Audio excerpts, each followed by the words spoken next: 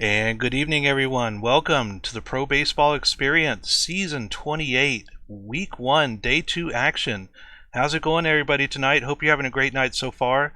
I'm Legally Blind Gamer. I'm your host, and joining me in their first ever regular season appearance as co-host for the PBE stream team, I'd like to introduce California Firehawks co-GM Dirk Diglett. How's it going, Dirk Diglett? I'm doing great. Happy to be here. Awesome. Got a bunch of great games for everybody tonight. I think we might have a late hummus sighting, maybe sometime later on the stream. We'll have to see how that goes. But Dirk's going to be joining me tonight, and we got a bunch of great matches. Taking a look at our schedule here on the stream, we've got 3 minors games tonight, and we've got 2 majors primetime games. So a lot of great games to go over. Some interesting matchups here, especially I think this DBS versus Nashville, especially the way DBS played last night in the season opener.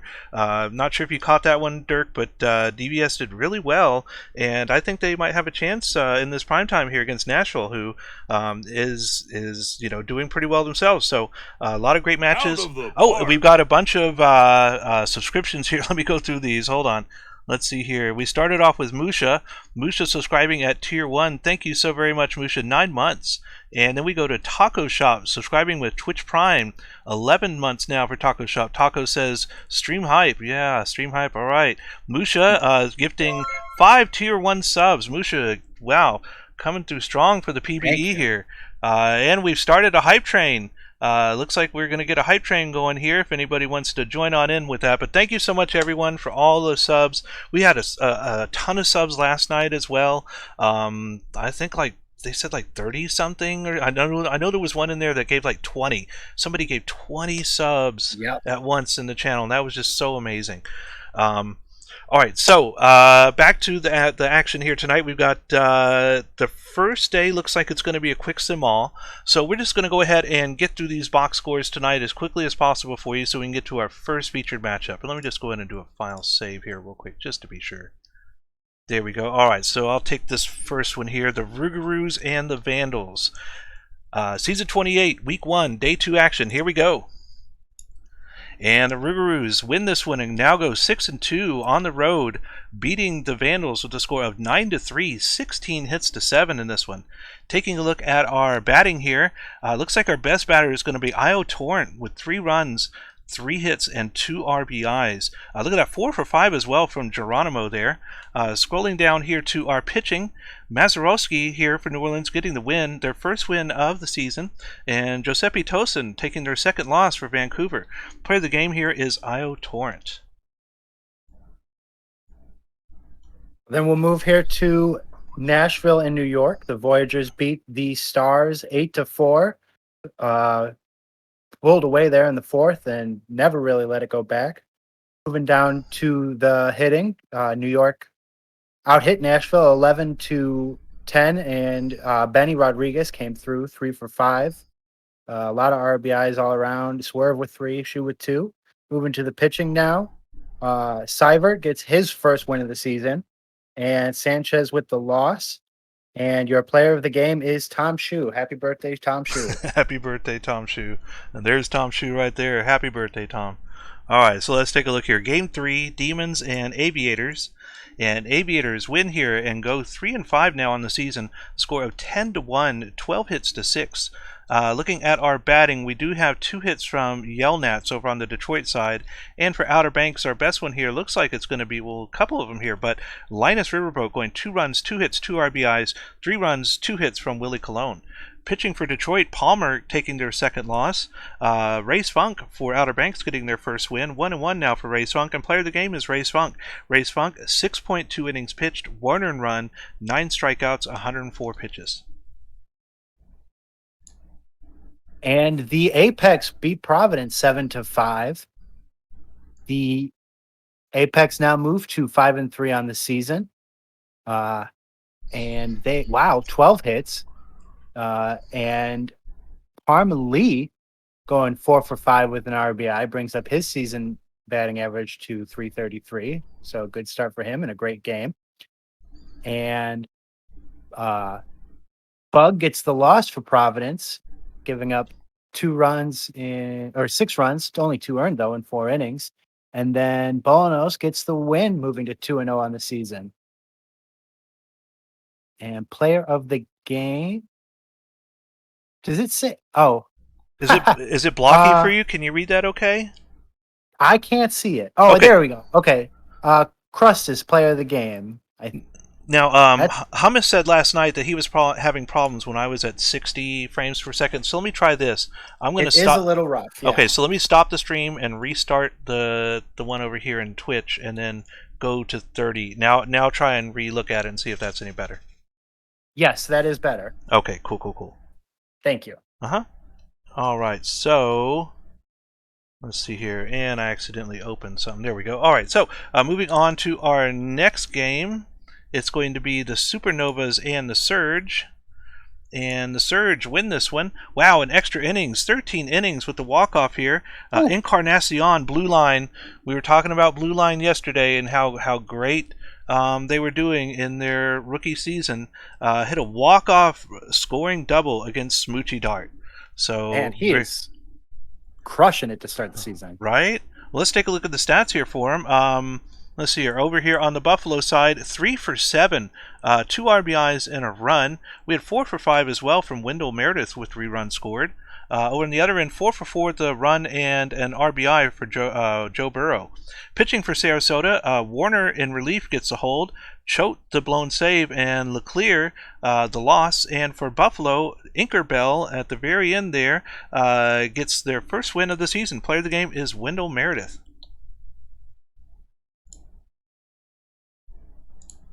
All right, moving on. And the Serpents take down Maui 5-2. That gets Seattle their second win of the season and moves Maui to 4-4. For the hitting, pretty balanced effort tonight from Seattle. We got Fartinghouse going 2 for 5. Slaseco in his rookie season goes 1 for 4. Only a couple RBIs, obviously, from Maui. And Homie gets the win, moves to 1-1. McThornbody gets the save for Seattle in relief. And Bellotti takes the loss for Maui. Player of the game is the. Can you move down just a little bit? I'm not seeing it. Huh? It shows all the way down on mine. Let me take a look and see what it shows on Discord. Yeah, it shows down there on the bottom on mine. Do you have yours scrolled all the way down or full screen? I see that. That was the problem. Oh. There, so if I'll pop it out, okay. No, I'm still not seeing it. It doesn't say game notes at the bottom. There, now I see it. There we go. Okay. Cool. All right. Straight gas Homie gets the player of the game for Seattle. Got that taken care of. All right. So, moving on to our next one here, we have the Scorpions and the Sloths. And the Sloths defeat the Scorpions with a score of 6-2, 9 hits to 6. On the batting end here for Death Valley, looks like we had a hit and 2 RBIs from Chris Jacob. And on the San Antonio end, 3 for 3 with 2 runs scored from Stan Antonio. How did they do on... Okay, so Stan Antonio, and then also we had 3 RBIs from Christy Abbott. On the pitching end for Death Valley, Morgan taking their first loss of the season. And for San Antonio, Johnson their second win, and Slim Dugan getting their third hold. Player of the game is Stan Antonio. So congratulations to Juosu if you're in chat.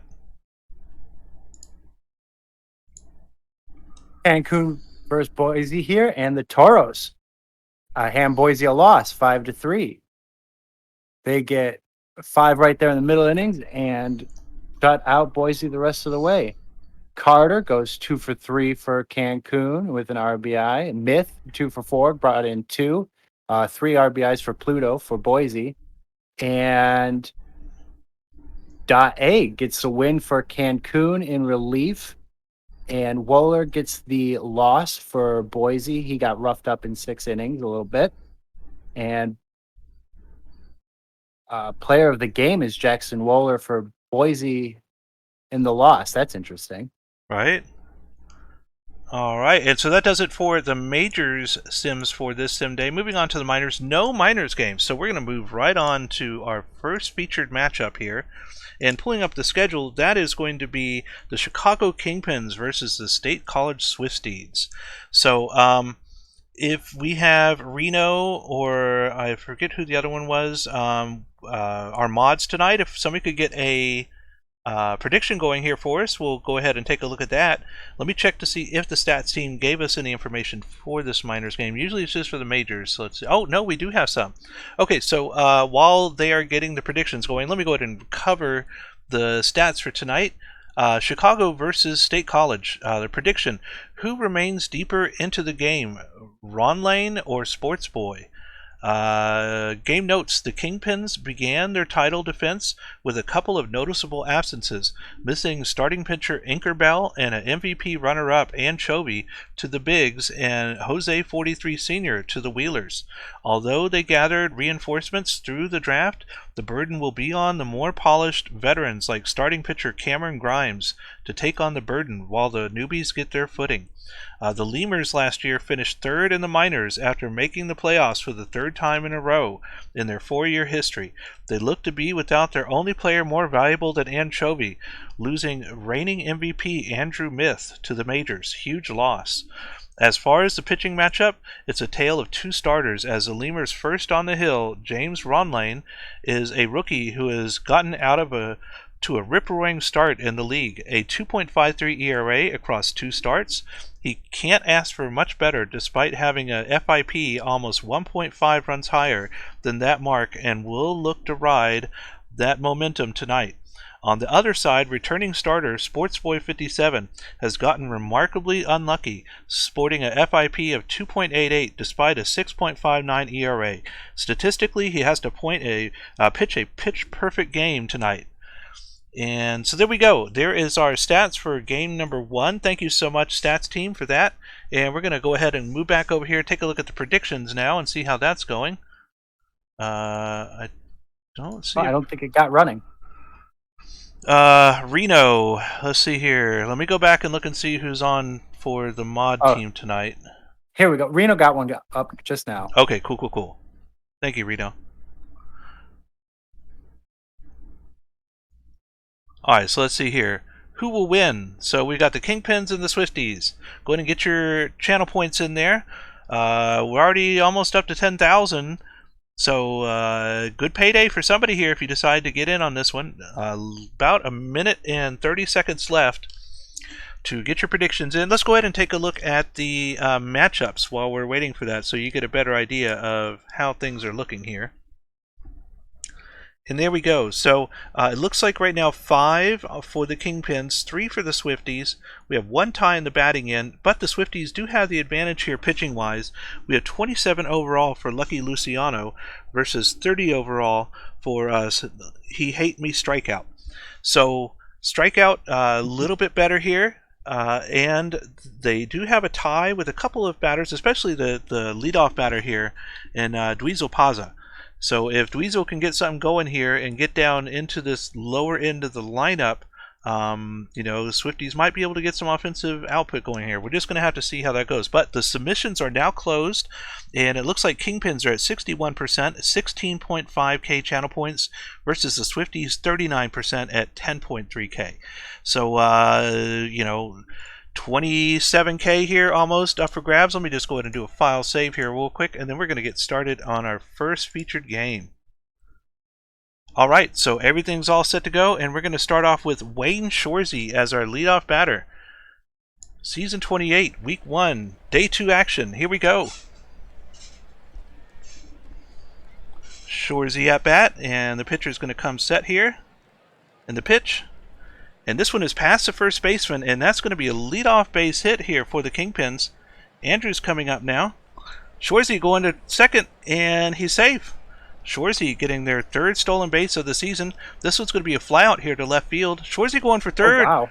Gutsy move, and Shorzy is safe. So Shorzy now at 3rd, and they're going to get the out from the batter here. 2 outs now.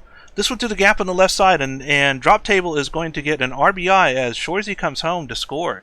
Chicago now leading 1-0. This one is a line drive to the center fielder, and that's going to retire the side, but Chicago starting off strong, getting a run in the very top of the first inning. And now it's the Swifties' turn. Leadoff strikeout here from Paza, and that's going to bring up Noah Johns. Johns do the gap on the left side in front of the left fielder, able to contain it so he doesn't get a double. Eshelman now do the gap on the right side, and it looks like, nope, Johns is going to stay at second. He rounded there for just a minute. And this one's a towering shot towards left field. That will be caught, though, and the runner will stay at second. 2 runners on, 2 outs for Ayers. Ayers past the third baseman. Is the runner turning? Here he comes in the throw. And safe. And the Swifties tie the game now 1-1. 2 runners on still with 2 outs. This one looks like it's going to be a fly out to right field here, and that will retire the side, leaving 2 runners stranded. We go now to the top of the second, tied 1-1. Danger. And Demetrius Danger striking out. Oliver Cleary now. And Cleary's going to fly out here to right field for out number 2. Hot hitter DeRosa. And DeRosa goes the other way, and this is going to be a fly out towards left field. And 1-2-3 inning. Bottom of the second we go. Swifties up again. And the leadoff batter here hits right to the shortstop, and Sportello gets thrown out. Von Cole now is going to fly out to deep center field, out number 2, and Hugh Belong with me. We'll take a walk, and that'll take us to the top of the order now, with Pazza coming up. 2 outs, 1 on. Pazza past the second baseman, and the runner is going to third. We're going to have runners at the corners here now for Noah Johns. 2 out, 2 on. And Noah's going to take a walk. Juices base now for Eshelman. This is dangerous. Eshelman hitting 281 now. But Eshelman will fly out here. His second baseman going way out into the grass to grab that one. Leaves all 3 runners stranded. We now move to the top of the third with Dirk Diglett tied 1-1. And Corinthian will lead off for Chicago. Hits it right to the shortstop. Oh, but there's a fumble bumble, and he'll be safe at first. Fumble so bumble. Now Shorzy hits one to deep left field. This should be caught. Runner will stay at first. 1 out for Chicago. Andrews gets one to the first. They get 1, they get 2, and that's it. So we'll head right back on to the bottom of the third. Luciano pitches to Puppet, who hits it deep to left field, and that is gone. And the Swifties take a 2-run lead here off the home run. Out 367 feet for drop table.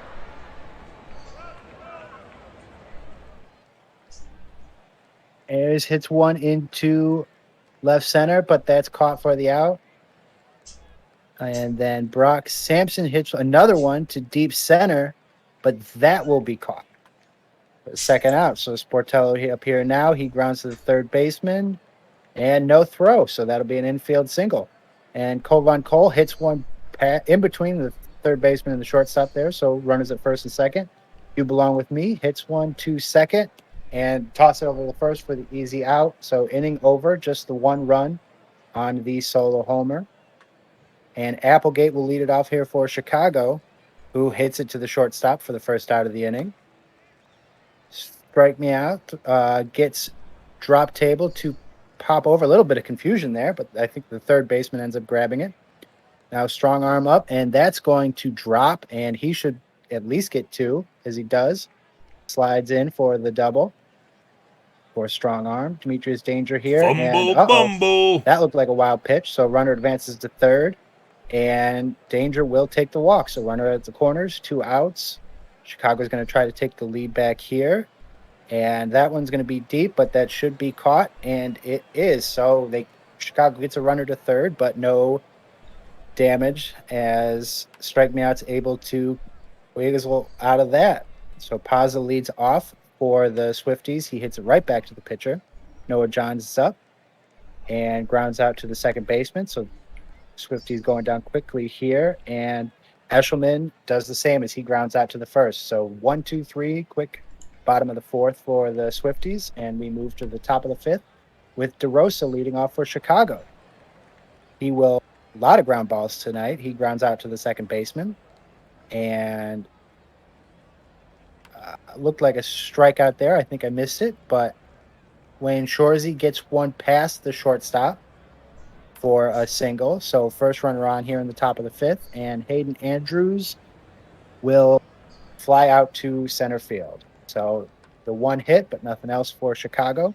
Shark Puppet leads off here with a single, hits it for the shortstop. Leadoff single for Puppet. And Christian Ayers gets a strikeout. That's Luciano's second of the game. Sampson sends one deep to right field for the second out of the inning. Now Sportello up, and he strikes out. Luciano's third. So we head to the top of the sixth. Applegate will lead off for Chicago, and little fly out there back to the pitcher. First out, drop table up. He swings. Line out there, deep right field, but he's out. And strong arm will pop up to the second baseman. So both the pitchers here have kind of settled in a bit, started putting up zeros. Von Cole, gets a little dribbler past the third baseman for a hit. Runner at first. You belong with me. Well, this could be a double play ball. No throw to first, though, so they just get the one. He'll get to first on the fielder's choice. And Pazza will hit one over the second baseman. Runner turns but stops. And we have a pitching change here. And right off the bat, a double. Ooh. Looks like they're going to score two. So Swifties score 2 runs off the double from Noah Jones off the pitching change. Eshelman now will fly out to the center fielder. Runner thinks about going, but he stops, stays at second. And Shark Puppet will get the walk. So 2 men on, 2 outs. And Ayers will, oh boy, this one's gone. And they just broke the game open there. 7-1, the Swifties. Out of the park. Ayers hits a 3-run blast out to deep right field. Another pitching change. Jeremy Cruz comes in, and he finally gets Chicago out of the inning as he gets Brock Sampson to ground out. Strike me out.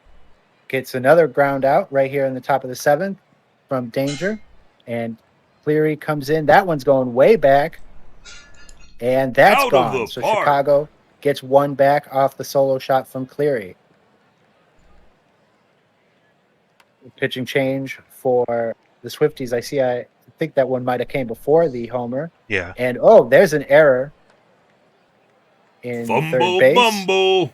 And that one's hit over the second baseman. So runners at first and second now. Narrow Maddox will fly out to left field for the second out of the inning. Or I'm sorry, Hayden Andrews there will draw a walk off Oh, Nero boy. Maddox. Juice is based here. Chicago trying to get back into it. And Applegate will walk as well. And Wow. walk a run in himself. So 7-3 here. And wow. And that single will score 2 from drop table. 7-5. Chicago crawling back in this one. And strong arm strikes out to end the damage. And I will pass it back over to Oh, you still got half an inning? LBG. Okay. Sportello flies out to left field there. Von Cole dribbles one back to Cruz for the second out. And You Belong With Me will fly out to right. So Chicago's able to get the Swifties out there 1-2-3 as they try to crawl back into this one. And now I will pass it off to LBG. And here we go, Chicago Kingpins. Demetrius Danger. Demetrius Danger is going to hit in the gap on the left side, and they're going to go for 3. Look at this. Look at this. They slide in for the triple. Wow, Demetrius Danger already putting the Swifties in danger here. This one's going to be over towards left field. That will be caught. Demetrius tags and the throw, and Demetrius is safe. And Chicago narrows the gap here down to just 1 run, 7-6. And this is going to be a fly out here towards left center field. That is out number 2. And that'll bring up Cantherion. Cantherion to the third baseman. And they bobble the ball. And I think that was going to be an error. I think they ruled it a single. A single. Okay, well, they got the out there. So that does retire the side. But Chicago gets 1 more on the board. Down to just 1 run difference here. Bottom of the 8th. Top of the order here for the Swifties. Pazza is going to get on with the leadoff walk, and that'll bring up Noah Johns. Pazza with the hit and run here. Nope, they turn back, and that one is caught at the warning track in deep center field. He does make the tag, and he is safe at second. Eshelman will take a walk here. Now we have 2 on with 1 out for Shark Puppet. And Puppet's going to hit it into the early center or right field there. This is going to score a run. And the score is now 6-8. Runner at second. And we'll get another walk here. Oh boy. And with 2 out, 2 on, here comes Brock Sampson. Brock to the shortstop, and they get the force out at second, and that will retire the side, leaving the 2 runners stranded. Here we go. Last chance for Chicago. Down by 2. Top of the order. Shorzy, Andrews, and Applegate. Shorzy up first. Shorzy. This is going to be a fly out to center field. Out number 1. Andrews. Andrews striking out. Last chance here. Here we go. Donnie Applegate for Chicago. Hits over the second baseman's head. And now the tying run comes to the plate. Drop table. And drop table strikes out. And the Swifties are able to hang on here and win this one over the Chicago Kingpins with a score of 8-6. 13 hits to 11. Let's take a look at our batting here. It looks like we have 2 hits, 3 RBIs for drop table. And we have 2 RBIs as well for Cleary. Over on the State College side, 2 runs, 2 hits, 2 RBIs for Noah Johns, 4 RBIs here for, who is that? Ayers. So Ayers having a great game here. Let's see if they end up being MVP. Luciano for Chicago taking the loss, their first of the season.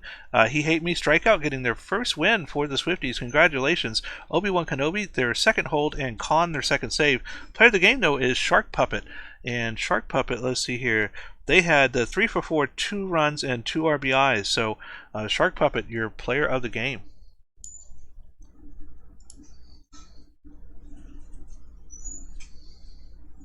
The Bears defeat the Armadillos 8-3. Bears move to 5-4. Onslaught there late, scoring 6 runs in the 7th and the 8th inning. For the Bears, very even effort. Everybody had at least a hit, many of them with 2 or 3. You got Doe Jr. with a couple RBIs, 4 RBIs from Aldridge. And for the Armadillos, a little bit rougher sledding, only 4 hits in the game, 3 runs on 4 hits. So for the pitching, Goose gets the win. He went 8 innings, gave up 3 earned. He moves to 2-1. And for the Armadillos, Fank takes the loss. He goes 5 2/3. Little bit let down by his relievers there. A lot of runs came in after him. Player of the game is Goozer. And that takes us to our next game, the Dallas Dynamos and the California Firehawks. And unfortunately, the Dynamos beating the Firehawks here with the score of 7-4 and 9 hits to 6. Taking a look at our batting for California, looks like we had a run, 2 hits, and 2 RBIs for Dotson. Over on the Dallas side, 2 runs, 3 hits for Kakeo, and 2 hits, 2 RBIs for Riddle McGee. So some pretty good outings there by Dallas. Pitching wise for Mitchell, California took their second loss now of the season, and for Dallas, Jenkins Miller getting their first win, Huevos their first hold, and Ranto Moon their first save of the season. Player of the game is Jenkins Miller. Miller going 6.0 innings pitched, 4 earned runs, 4 strikeouts, 91 pitches. So that'll take us to the Wheelers-Lemurs game, where the Lemurs edge the Wheelers 5-4. For the Lemurs, you have Forrest Gump going 2 for 4 with 2 RBIs, and Jaguar going 2 for 3 with 2 RBIs. Over on the Anchorage side, Jose 43 Sr. went 2 for 4, got an RBI. Again, very balanced effort as they had 12 hits as a team. Everybody got a hit. The Anchorage pitching, Ragnarok went 6 2/3, gave up 5. He takes the loss. Parton will take the blown save. And for Louisville, Poe Scott gets his second win of the season in relief. He moves to 2-0, and Crack gets the save, his first of the season. And Jet Jaguar will be your player of the game. And that takes us to our next game. We watched that one, so we come down here to the Flamingos and the Hepcats. And Flamingos getting their 6th win now of the season, 6-3 for them, as they defeat the Hepcats 7-4. 15 hits to 16 here, 31 hits total in this matchup. Looking at our batting, almost everybody on Florida was able to get a hit, and almost the same over there for Kansas City. Wow. It looks like our best overall batter, though, for both sides, in my opinion, is going to be Ortega. Ortega with 2 runs and 3 hits for Kansas City. Looking down here at the pitching, Lynn Kagamine for Florida getting their 3rd win, 3-0 now for Kagamine on the season. Pepe getting their 2nd save, and for Kansas City, Heed taking their 2nd loss. Player of the game is Rob Cena Jr. And that finishes us out for the minors. Now moving on to the majors.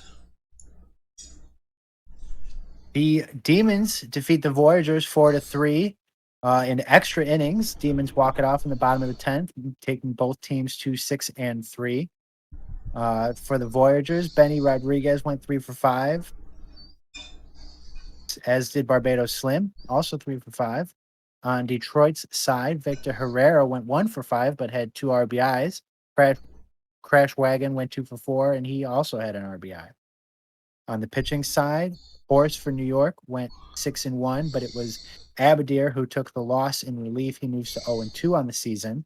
For Detroit, Molly Mitchell went 5 1/3, gave up 2 runs, but it was Duckworth Lewis getting the win in relief as he pitched 1 2/3 inning and gave up 1 hit. But your player of the game for Detroit is Molly Mitchell. And that takes us to our next game here. Let's see here. Pull that back up. And it's going to be the Raptors and the Stars. The Stars now 4-5 on the season. Both teams now 4-5 on the season. Stars winning this one, though, a score of 2-1. Only 10 hits total between the two teams here. So a nice pitcher's duel here. We'll take a look at the pitching in just a second. But batting-wise, looks like Tootland was the only one with multi-hits for Boise. And for Nashville, it's going to be Rose getting 2 hits and 2 RBIs for Cade Munson. Pitching wise for Boise, Andrew Lucas taking their 2nd loss now of the season. And for Nashville, Lucky El Charo gets their 1st win with Shigino their 2nd save. Player of the game is Lucky El Charo. El Charo, 7.2 innings pitched, 1 earned run, 7 strikeouts, 110 pitches. And for our next game, the Toros beat the Vandals 10-4. So that'll move the Toros now to 6-3. Vancouver at 3-6. Might have expected those records to be flipped coming into the season. Right. Menard for Vancouver goes 2 for 5 and 3 RBI in a losing effort. For the Toros, everybody got a hit except Batista. McCoy went 2 for 5, 3 RBI. Kayleen also 2 for 5, 3 RBI. A lot of hits, a lot of runs for Cancun. For Vancouver, Greg Digger takes his first loss of the season. He went 4 2/3, gave up 5 runs, and Robert will get the win for Cancun. He went 6 1/3, gave up 2 runs. Your player of the game is RJ Menard. And that takes us to our 4th game for the majors on this sim day, and that is the Sloss and the Rougarous. Sloss now 7-2, pretty much I think the best record now in the majors. Winning this one 4-3, getting 1 in the top of the 9th to break the tie. And Rougarous got 2 in the bottom of the 8th, so Rougarous tied it up, and then the Sloss were able to break the tie and hold on to finish out to win this one. 8 hits to 7. Looking at our batting here, we do have 2 hits from Jimenez and 2 RBIs from Knight on the San Antonio side. And for New Orleans, we have 2 hits for Paulo Di Stefano Jr. Pitching wise for San Antonio, in relief, Esteban Rodriguez Jr. got their 2nd win of the season and first blown save, and Todoroki getting their 1st save. And for the Rougarous, in relief, Wright taking their 2nd loss. Player of the game is Billy Greer. Greer in the winning effort here, even though they didn't get the decision, 6.0 innings pitched, 1 earned run, 4 strikeouts, 92 pitches. And so for the next game, the Mauis, I know you like seeing that, Woo-hoo. take down DVS 5-4, 12-8. Offensive explosion. I know you don't like seeing that. A lot of runs back and forth for both teams. For Maui, wow, everybody. We had a 4 for 5, 3 RBI game for Ketchup. That's a pretty great game there. I hope Diesel is looking in chat. And Jacob goes 4 for 5 for Death Valley. It goes 2 for 4. He hits 2 RBIs. A lot of great hitting for this game. And Michael Knight Rider 5 earned runs. himself doesn't Oh, factor into the decision as he goes 2 2/3 in the start, gives up 5, but Mountain comes in relief for the win. He goes to 1-0. And for DVS, Sims takes the loss. He moves to 1-1. He goes 3 2/3, not faring much better, giving up 7 runs. The player of the game is Johnson. wow. Wow. Offensive explosion. And my almost 10 ERA now. Ouch. All right, so that'll take us to our next game here. The Crabs and the Supernovas. Supernovas winning this one, getting their second win on the season now with a score of 3-1. 10 hits to 9 in this one. Batting for Providence, I should say. 2 hits from Lemon, 2 hits from Sloketing, and of Derek Jeter and Olson. For Sarasota, 2 hits, 2 RBIs for Joe Burrow. Pitching wise for Providence, a complete game loss here from Ivy Leaf. Oh man, Ivy Leaf. I'm guessing right at the very end. Yep, it was right there at the ninth inning. That was the difference. But Ivy Leaf holding on strong up until then, pitching 8 innings, 3 earned runs, 4 strikeouts, 121 pitches in the complete game loss. For Sarasota, Smoochie Dart takes the win in relief, getting their first win of the season. Player of the game is Kid Carsey. Kid Carsey, without the decision, gets player of the game with 7.1 innings pitched, 1 earned run, 8 strikeouts, 113 pitches. And now we'll move to Aviators Apex as the Aviators win 4-1. They move to 4-5. Apex goes down to 5-4. The hitting for Apex, City goes 2-4, and Bergen Cannon goes 1-4-2, draws a walk and has 2 RBIs. Only 3 hits for Indy in this game. Mouse with the 1 RBI for them. Walker Kaito gets his first win of the season for Outer Banks as he goes 7 innings, gives up 1 earned. McDonald with the hold, and Pozo with his first save.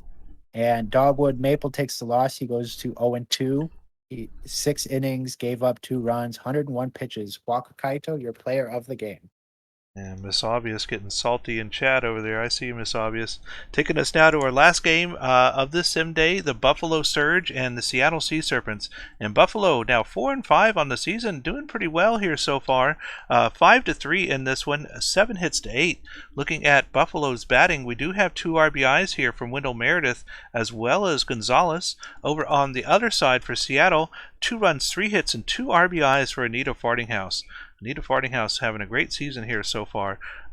Pitching for Buffalo in relief, Ruth Heater Ginsburg getting their first win of the season, with Velasquez taking their first save. And for Seattle, Sullivan taking their second loss starting. 0-2 now for them. Player of the game is Anita Fartinghouse. And that's going to finish us off for the 30th of April. Pulling up our schedule here, taking a look at our next sim day, it is going to be the Amarillo Armadillos versus the Kansas City Hepcats. So we're going to advance a day and go take a look at the matchups for that. And if you're here, Reno, if you could, go ahead and start another prediction here for us. Let me see what the suggested prediction they say here that we might want to use. And okay, so they do not have any stats here for game 2. So just whatever you decide you want to do, Reno, just feel free. And we'll go ahead and get the prediction going. And let's go ahead and take a look at the lineups while we're doing that. Pitching-wise, it's going to be Sun-Sin Yi, 2-0 with a 2.92 ERA versus Johnny Patey. Patey 1-0 with a 2.25 ERA. So 2 great pitching performances here so far this season. In fact, let me go ahead and cancel out, and we're going to do a save here real quick. There we go. All right, and here are our matchups. So we have a 6-3 advantage here for the Hepcats in batting, but the Dillos do have the advantage. Yi at 32 overall versus Patey's 29 overall. So slight advantage in pitching, but they do have a pretty wide margin of disadvantage batting-wise. We're going to be able to see here if Yi can go late into the game, maybe 5-6 innings, try and shut down that Hepcat's offense, and hopefully the bullpen will be able to come in and keep it going. But Kansas City, known for many seasons now as being an offensive powerhouse, be able to put up lots of numbers. So this is the Dillos game here to be able to win or lose. We'll have to see if they're able to shine here in this one. So let me take a look at our predictions, see how we are doing here on this one. So we have total hits of 16.5 over under. So we're looking at 8 on one side, 9 on another. If we were to split it up evenly to be over, I could see that possibly. Dillos, has some pretty decent batters here. Yeah, good bats on both sides. Right. So, I expect Dillos or Hepcats to probably get over 10 hits in this one. So that alone would push, the Dillos to only needing 6 or 7 here. And right now we are at over is at 84% with the submissions closed. Over 16.5, 84%, 8.6K channel points versus under 16.5, 16% and 1.6K. So about 10,000 channel points in there. So we're going to see how this one goes, and Dirk Diglett's going to get us started off here with Reggie Shrub, our leadoff batter for the Dillos. Here we go, game 2. All right, let's go. So Johnny Patty will start off on the mound for us, and Shrub will hit it to the shortstop for the first out. Big Barnall will hit it, popped it up. Second baseman reaches over, quick second out. And Hieronymus Flex will hit that one into the outfielder, but the right fielder will range over and grab it. And 1, 2, 3. So Berserker will lead off for Kansas City here, and he draws a walk. Johnson comes up and he hits that to center field. So we've got runners on first and second now, nobody out. Kent Murphy the third up to bat. And that drops, and he's going home, and he will score. So Kansas City takes a quick 1-0 lead. Ortega will come up now, and he strikes out for the first out of the inning. Maybe he can settle down here a little. Oh boy! Pryor and will walk. So we've got Juice's base here with 1 out, and Stargasm comes up, hits it deep to left field, and the runner will tag, and the runner will score. So Kansas City with a 2-0 lead now. Runners on first and second. Park Factors comes up, and he draws a walk. So we will juice his base here again now with 2 outs. For Jacob Minion, hits one through the gap, and 1 run scores. Another run comes in, and another run scores. And it is 4-3 Kansas City with a crooked inning here early as they look to bat around. No idea how to pronounce that one, but he will ground to the second baseman for the third out. So the Dillos stop the bleeding at 4. And McGee will lead off for the Armadillos, who will hit it to deep center field, but that'll be caught for the first out. And Chris Davis now up, and he hits it all the way to left, but that was caught for the out. And Urza Oatmeal drops this one in front of the right fielder for the first hit of the game for the Armadillos. But Pingerson will strike out, and so that's all they will get is the 1 hit. As Kansas City will come back up to bat. Berserker now with his second at bat, and he draws his second walk of the game. So this inning starting off a lot like the last one. Dustin Johnson here with a hit to right in front of the left fielder. So runners on first and second. Here we go again. Kent Murphy now, and that one's deep, and that one is gone. And it is 7-0 Kansas City here early. Oh boy. Out of the park. And we'll have a pitching change, so I guess there goes the going 5 innings, unfortunately. Nini is in. Pryor will pop out to second base. Ortega popped out. Pryor will line to shortstop, and Stargasm will hit one back to the pitcher. So Nini comes in, and in 11 pitches, gets them right out of the inning. So LBG can start us up here in the top of the third for the Dillos. And here we go. Hawkins up first here, and Hawkins is going to get out or fly out to right field. This one's a fly out to right center field for the batter, Burb the batter. This one's going to be hit to the second baseman, and top of the order's Reggie Shrub is going to get thrown out. 1-2-3 inning for the Dillos in Kansas City, who's had 2 great innings here so far. Let's see if they can keep this going. And here we go, past the shortstop. That's going to be a leadoff base hit here for Park Factors. Park Factors. And, oh, they get the 5-4-3 double play. Nice defensive play there from the Dillos to be able to try and shut down some of the scoring by the Hepcats. And the shortstop gets that one, retires his side, and we now move to the top of the 4th. Dillos up, down by 7. Only 1 hit so far. And this one past the first baseman. There is hit number 2, and Big Barnold is going to get on base with the leadoff single. This one's going deep towards left field over near the foul pole, but that is caught. Runner does not tag. Hieronymus Flex is out. And here comes McGee. McGee fly out to center field. Out number 2. 1 on, 2 out here for Davis. And Davis is going to fly out to center field as well. This one, the shortstop going out into the grass to grab that one. And that retires the side, moving us now to the bottom of the 4th. Hepcat's already up by 7. Let's see if they do any more damage here. This one is a fly out to right field for Berserker. Hot hitter Johnson coming up, and Dustin Johnson getting on base. And this one is into the gap on the right side. Murphy the third getting a base hit, and the runner's coming home, and this looks like it's going to be a triple, an RBI triple for Murphy the third, and it is now 8-0. And we're at 11 hits now on the over-under. Or 9 hits, 9 hits, excuse me. 9 hits on the over-under. That one is caught. Center field, runner tags, no throw directly home. That's going to be another score, and it is now 9-0. Prior to the third baseman, can he beat out the throw? No. Third baseman makes the play in time. 2 outs becomes 3. We are now moving to the 5th inning. Dillo's down by 9, and Oatmeal is going to strike out here. McPingason. And McPingason will get a fly out to right field. That'll bring up Hawkins. Hawkins to the first baseman, throws the pitcher. 1-2-3 inning again for the Dillos. Still only 2 hits in this matchup. Halfway through the game now. Here comes Kansas City.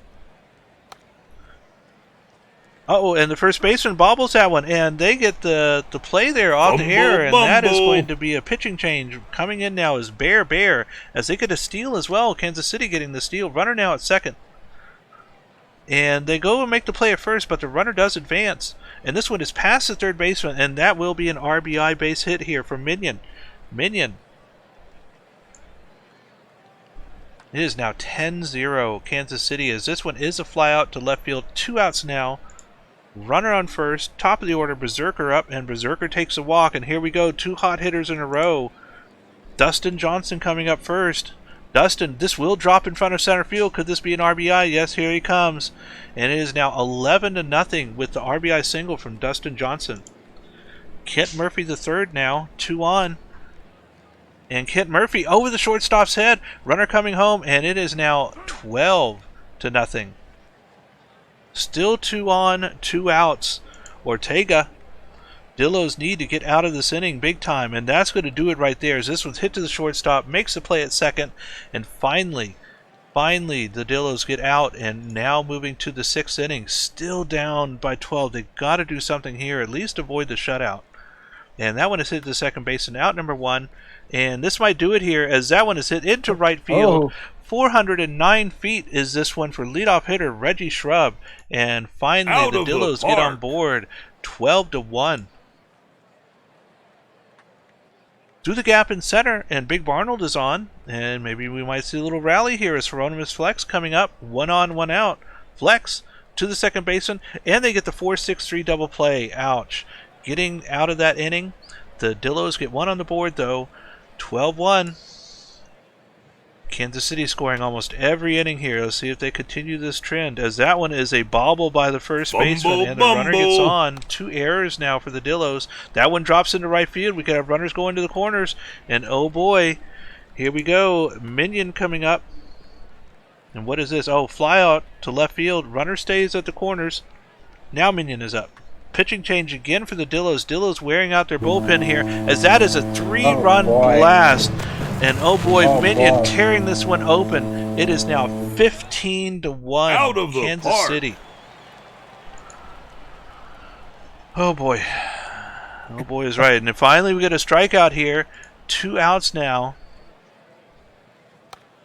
And we're getting back into the meat of the Kansas City lineup, and luckily the Dillos are able to shut that one down as we move now to the bottom, or the top of the seventh, I should say, 15-1, and this has just been a crazy game as we get a leadoff walk here from Fiddle McGee.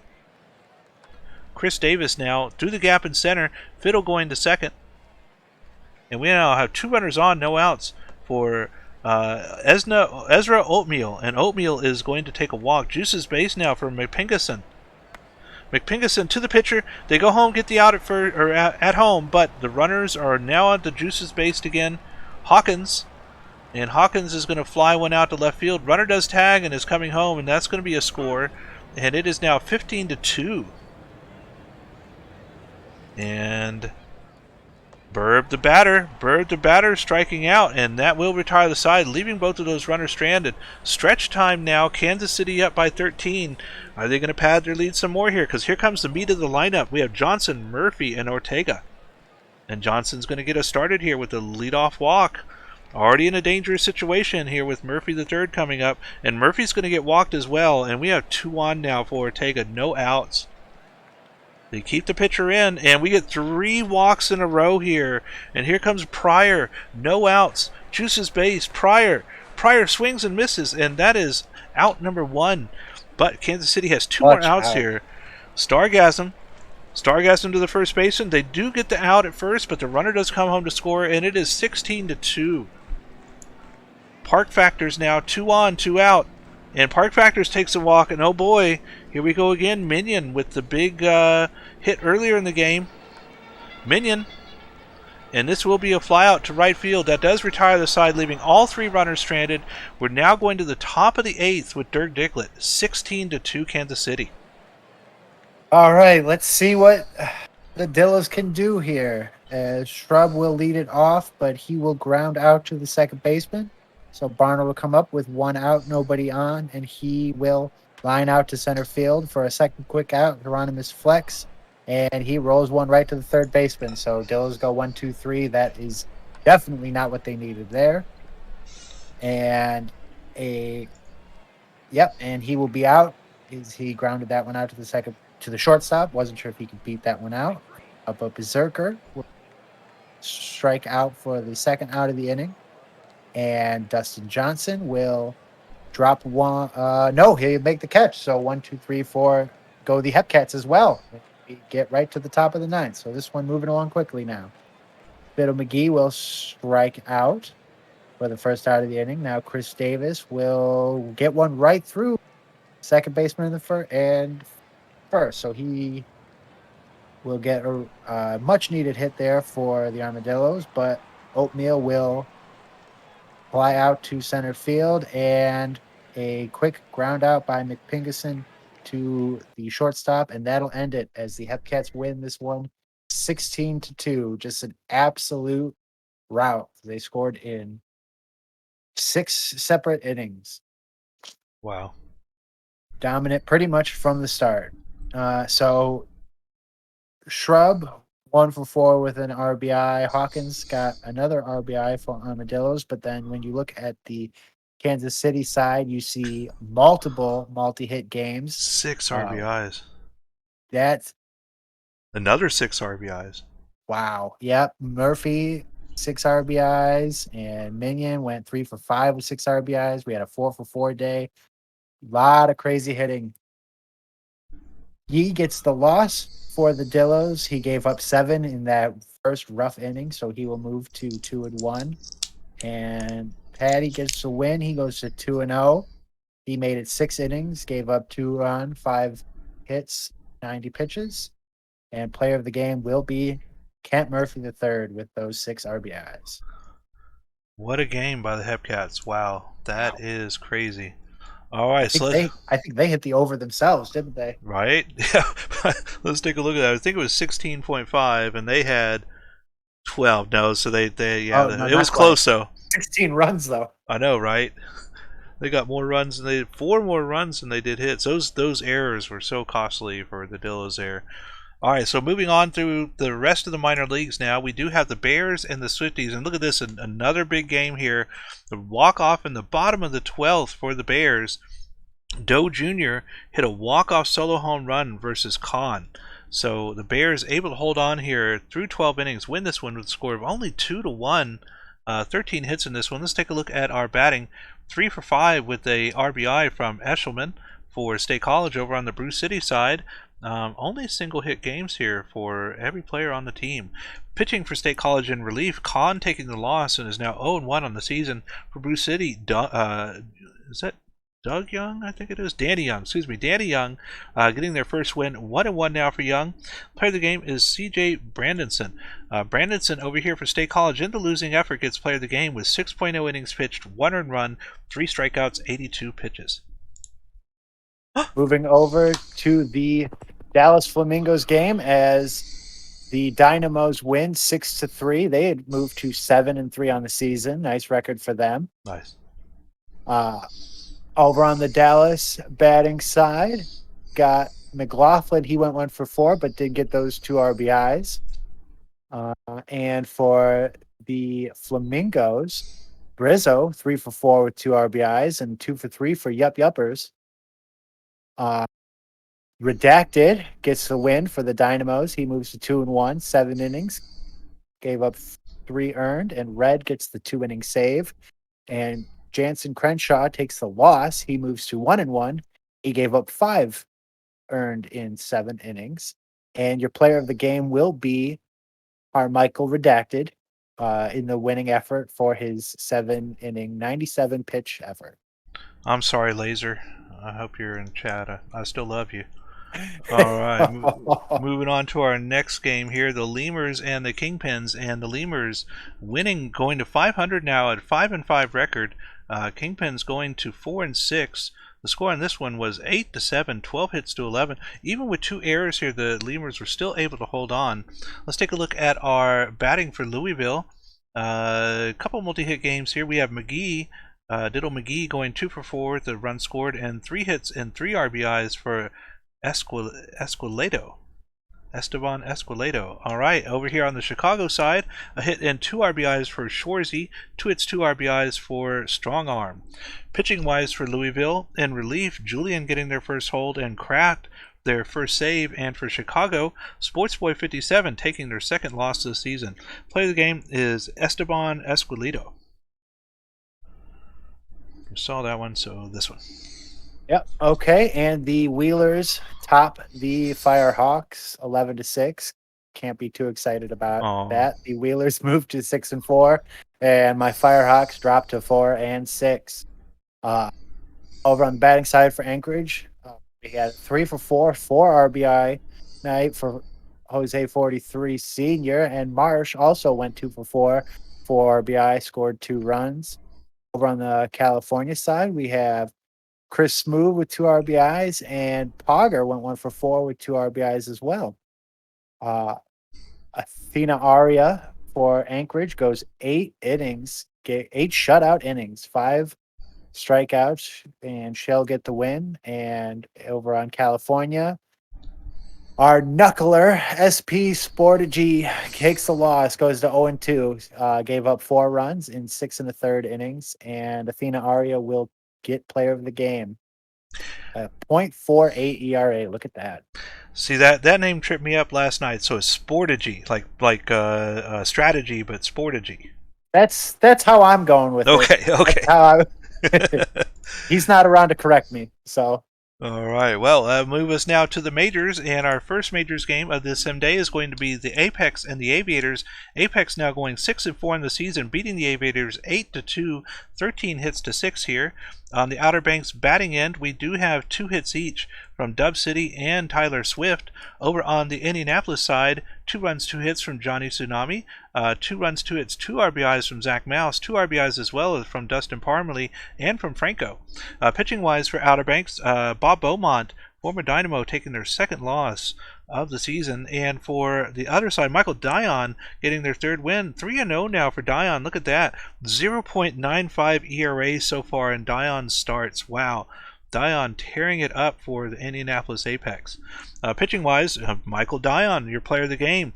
6.0 innings pitched, no earned runs, 6 strikeouts, 105 pitches. And the Stars will take down Nashville 2-1 as they score in the 6th inning and never look back. They move to 5-5, drop Boise to 4-6. For Boise, the sole run came from Bodnar, Pluto, and Aram, both with multi-hit games over on Nashville's side. Smith 2 for 3 with an RBI. Buswell got the other run for Nashville. Now to the pitching. Zielman drops to 0-2. He goes 5 2/3, gave up 2 runs. And for Nashville, Kamaraji gets the win. He goes to 2-1, gave up 1 run. And Shigino gets the hold, and Mixon gets first save of the season for him. And Lucien Kuramachi will get the player of the game for Nashville as the winning pitcher. And that takes us to our next game, the Vandals and the Toros. Vandals winning here now, going 4-6 on the season with a score of 5-3. Looking at our batting here for Vancouver, we do have 3 RBIs from Sack Lodge and 2 runs, 2 hits from Caruso. On the Cancun side, we do have 2 hits and a run scored from Steve Rogers. And that looks like about it. Pitching-wise for Vancouver, Takahashi taking their 2nd win of the season, 2-1 now for them. Fuji their 3rd save, and for Cancun, Villagetti taking their 2nd loss. Player of the game is Villagetti, even with the loss. 7.1 innings pitched, 3 earned runs, 11 strikeouts, 100 pitches. Now we'll move to the Sloss and the Rougarous. Battle of a couple great teams here. And the Sloss will get the win. They move to 8-2, off to a very hot start, dropping Nashville to 6-4, or dropping New Orleans, I should say, to 6-4.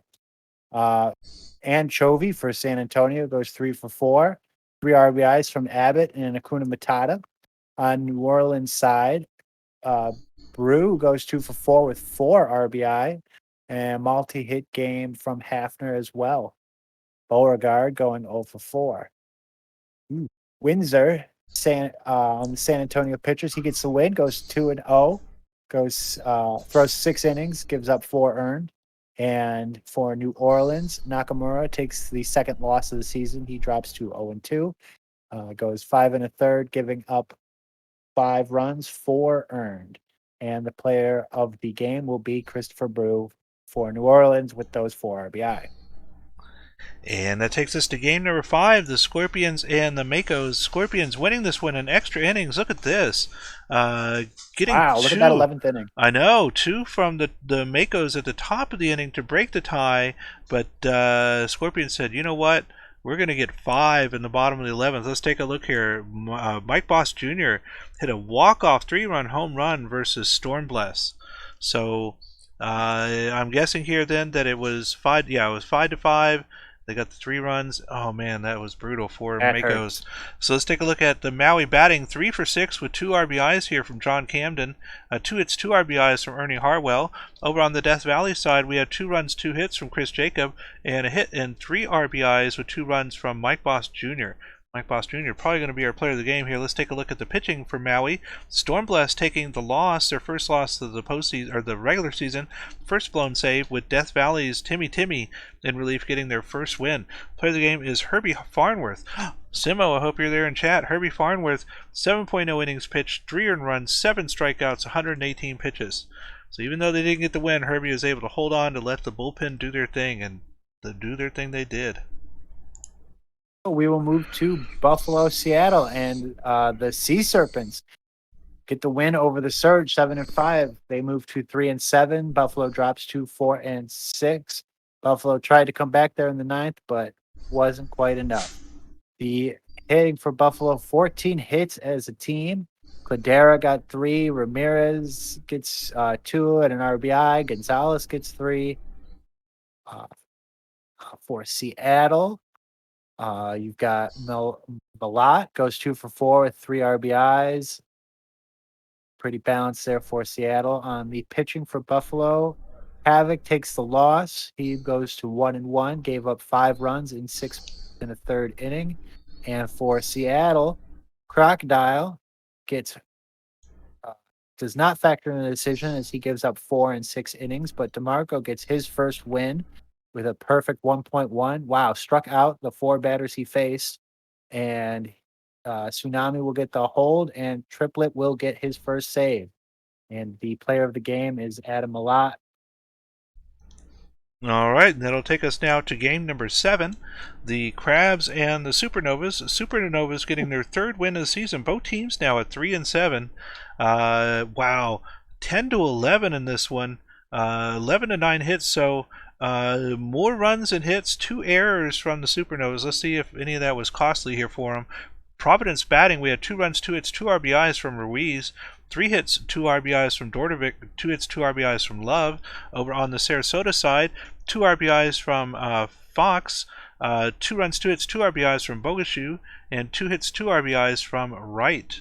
Pitching wise for Providence, in relief, George Washington Crab gets their first loss and first blown save, and for Sarasota, Madison getting their first win and first blown save, with Warner taking their second hold. Player of the game is Will Love. And the Demons will move to 7-3 with a 7-3 win. I love that. Beating the Voyagers as the Voyagers drop to 6-4. Demons with a 6-run inning in the 6th. The New York batting, Kirk Swerve goes 3 for 4. Tom Shue goes 2 for 4. And 3 RBIs from Peter Pretzelman. On Detroit, that's all right. Dinkle goes 2 for 4, gets 3 RBIs, and Stack of Paper goes 2 for 4 with an RBI as well.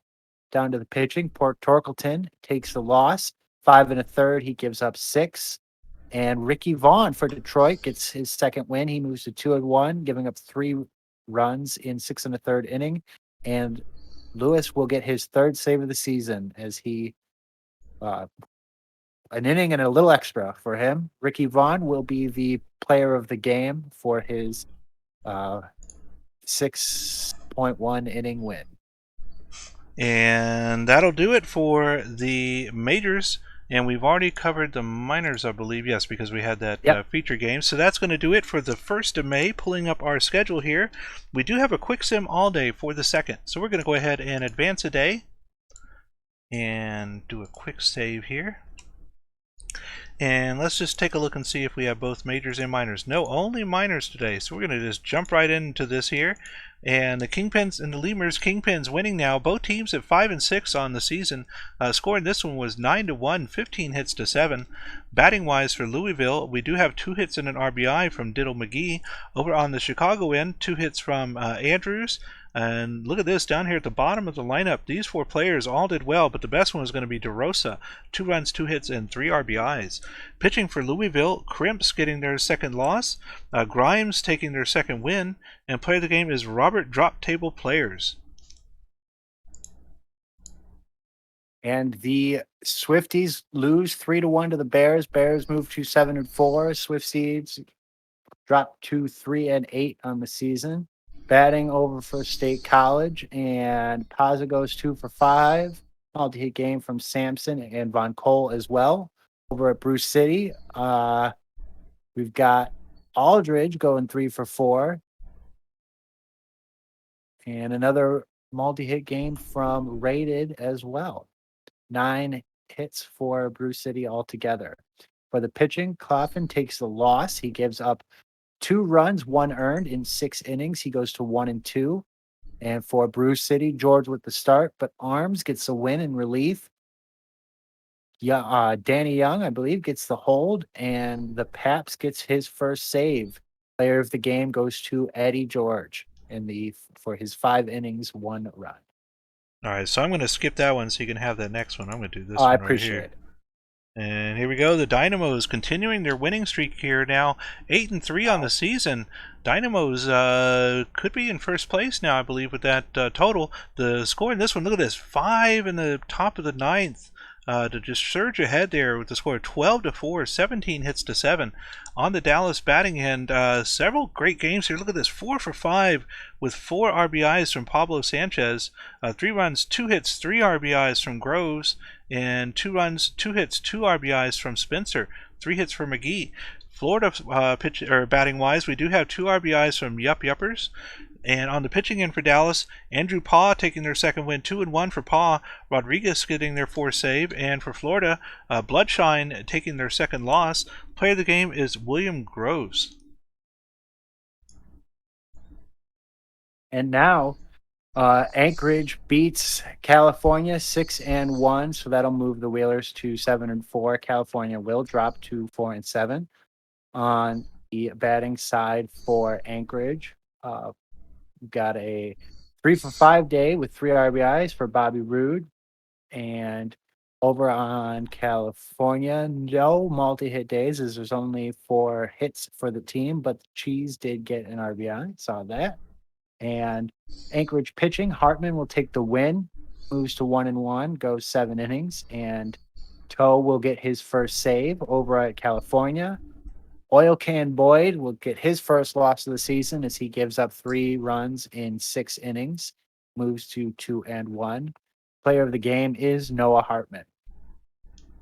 All right, so that finishes off for that. Oh, we have one more left here. Here we go. The Dillos and the Hepcats, and the Hepcats win here now 6-5, just over 500 on the season, winning this one 1-0, a 5-hit shutout of the Dillos. Looking at batting, we do have multi-hit here from Hieronymus Flex and from Oatmeal on the Dillos side. Really the only 2 standouts there. Kansas City, 2 hits from Stargasm, and that's about it as well. So pitching for the Dillos, Panda getting their first loss of the season, Kansas City's Ryan O'Reilly getting their second win, and Big Sexy their first save. Player of the game is Ryan O'Reilly. O'Reilly, 6.0 innings pitched, 0 earned runs, 7 strikeouts, 91 pitches. All right, now we are through with the minors, moving on to the majors, and no majors games for today. So, pulling up our schedule, we are done with the 2nd of May, taking a look at the 3rd, and it is going to be the Cancun Toros versus the Indianapolis Apex in primetime game number 3 of this week.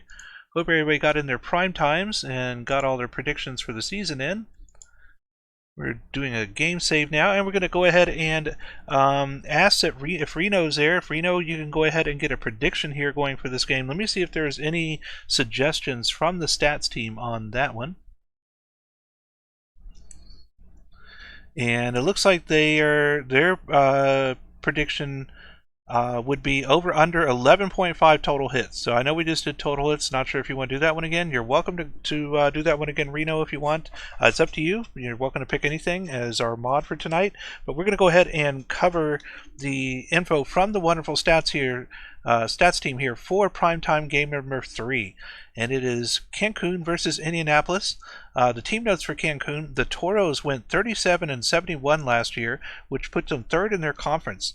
They're just getting out of their rebuild and hoping to show signs of major growth this year as their window opens up. This team has gotten off to a great start to the year on the offensive side of the ball. They lead the league in batting average, OBP, and hits. Indianapolis, though, exactly the opposite is true for the Apex, who have gotten off to a phenomenal start on the defensive side. They lead the league in ERA, OABG, home runs, and base on balls. Last year, the Apex finished 73-35, good for 1st in their division. They made it all the way to the finals before falling short in a heartbreaking series to the back-to-back champions. They look to return and finish the job this year. Player notes for these teams: we have Cancun's 3rd baseman Steve Rogers has gotten off to a screaming start to the year, hitting .417 with 2 home runs, on pace for 10.8 WAR. Small sample size, I know. It's a battle of the hot corner, as 3rd baseman Jimbo Slice has been equally valuable in this early stretch, hitting .444 with 2 home runs as well. We'll see which of the 2 has a bigger impact on this game. Starting pitcher Barry B. Benson will be taking the mound for the Toros, continuing on his 3rd campaign for the Cancun team. He's an integral building block to the future of the team, locked up until season 34. Facing him is starting pitcher Shifty Lagoose, 8-year Majors veteran who has bounced between Indianapolis and Sarasota. Lagoose's start to the year was phenomenal, going 7.0 innings pitched and letting only 1 earned run score. but he's coming off the back of a disaster start, going only 4.2 innings pitched and letting 6 runs. We'll see which Shifty can we see today. Keys to victory here for the Toros. The Toros have to limit their opponent's offensive production by getting higher quality innings out of their starters. If they can do that against an average Apex offense, they can build on this victory. And for the Apex have to stifle the hot Toros offense and not let them get going early, which they are uniquely equipped to do thanks to their combination of solid pitching and bullpen. So there we go. There's our info from our wonderful stats team. Thank you so much, stats team, for that. We do have one more, I believe, for the next prime time. Yes, we do. So we have the next one for the DVS in Nashville coming up here in just a minute. So let's go ahead and take a look now at our predictions, see how that turned out. And submissions are closed for total hits at 11.5 over under. We do have 6.6K at 54% versus 11 under 11.5 at 46%, 5.7K. So about 14,000 channel points or so in on this one. And we're going to go ahead and pull up the stats here for this one now. Let's take a look here. And here are our matchups for tonight. And it looks like other than Ace Carter, everything's going the Indianapolis way here. So cleanup batter Ace Carter might be pivotal here for the Toros to be able to get an offensive drive going. But looking at the pitching, Barry B. Benson, 57 overall versus Shifty Legoose's 73 overall. Huge advantage here for Shifty Legoose and the Apex. So if Shifty can stay late in the game, we're going to see if they can hold out and keep the Toros to low scoring. But Toros, again, like we heard just earlier, pretty good on the offensive side. So we're going to get started here, and I'll take the first 2 innings with Ernie Witt as our starting hitter for the Toros. Here we go, primetime number 3.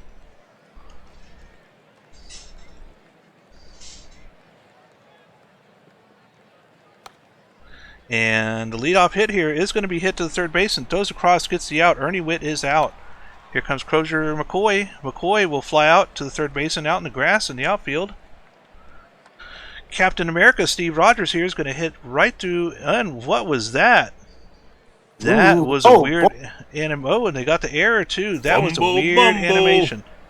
Okay, and they get the strikeout here, but it looked like he grabbed the ball and then he warped back and then ran over and grabbed the ball a second time. I don't know if anybody else saw that. But here we go. Indianapolis, bottom of the first now. Leadoff strikeout here for Johnny Tsunami. Zach Mouse.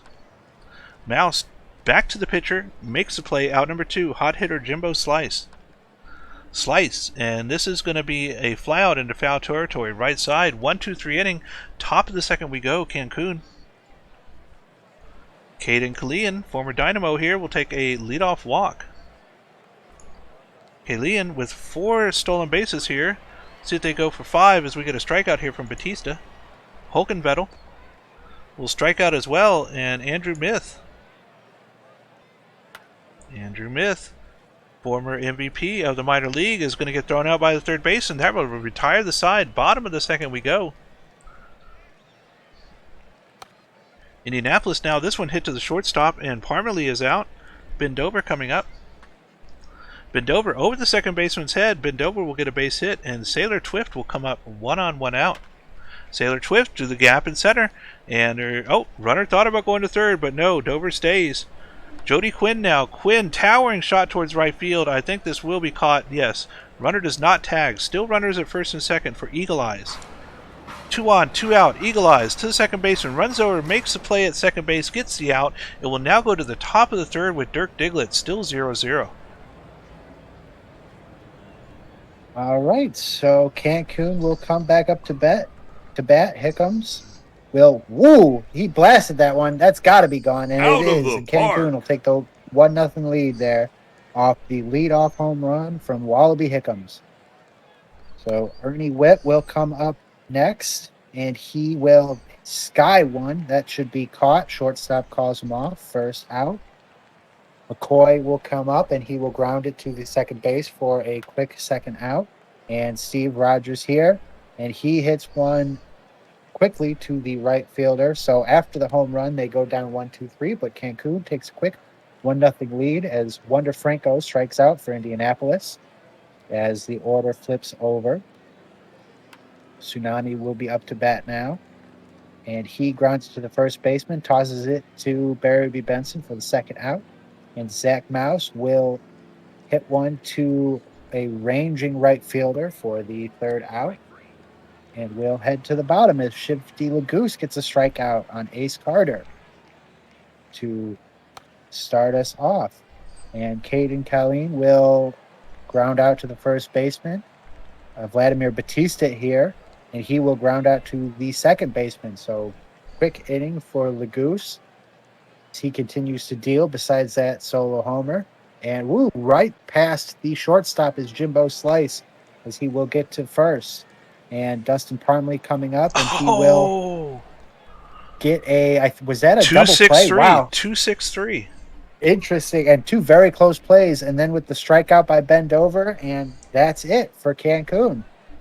So some good defense there by Indy and their catcher. And now Smoochie will hit one, and it's going back, but it is caught at the warning track. Andrew Myth will strike out for the second out of the inning. And Hickham's up here now, and he hits another one far back, but this one Out of make the it out. park. And now Cancun is up 2-0 off of a couple of solo blasts. Order will flip over now as Ernie Witt will come up to bat, but he will strike out, and that will end the inning. So another solo shot for Cancun gets them on the board as well. Or a second time. Sailor Twift will hit to the shortstop, almost beats it out, but not quite. First out of the inning, Jody Quinn up to bat.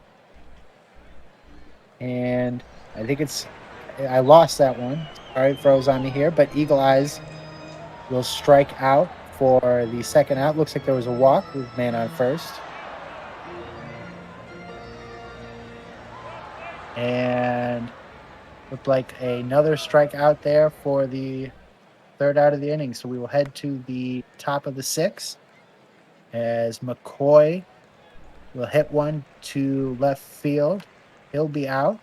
Steve Rogers up, and he hits one into shallow right for the second out of the inning, and Ace Carter will ground to third. This should be a third out. So Lagoose, 1-2-3, quickly gets out of the sixth. Tsunami up to bat for Indianapolis. He hits this one. Ooh, is that off the wall there? Yeah, at the top of the wall. Almost a home run, but he'll have to settle for a double. And Mouse will ground it over to the third baseman, so the runner will stay for the first out. Jimbo Slice.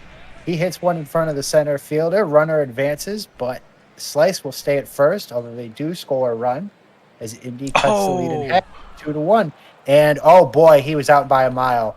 Wow. Caught stealing there. And Parmley will hit it over to right field. So the caught stealing really hurts them there.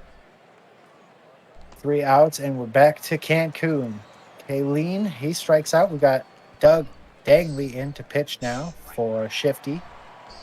And another strikeout. And another strikeout. And that'll be the side, 1-2-3.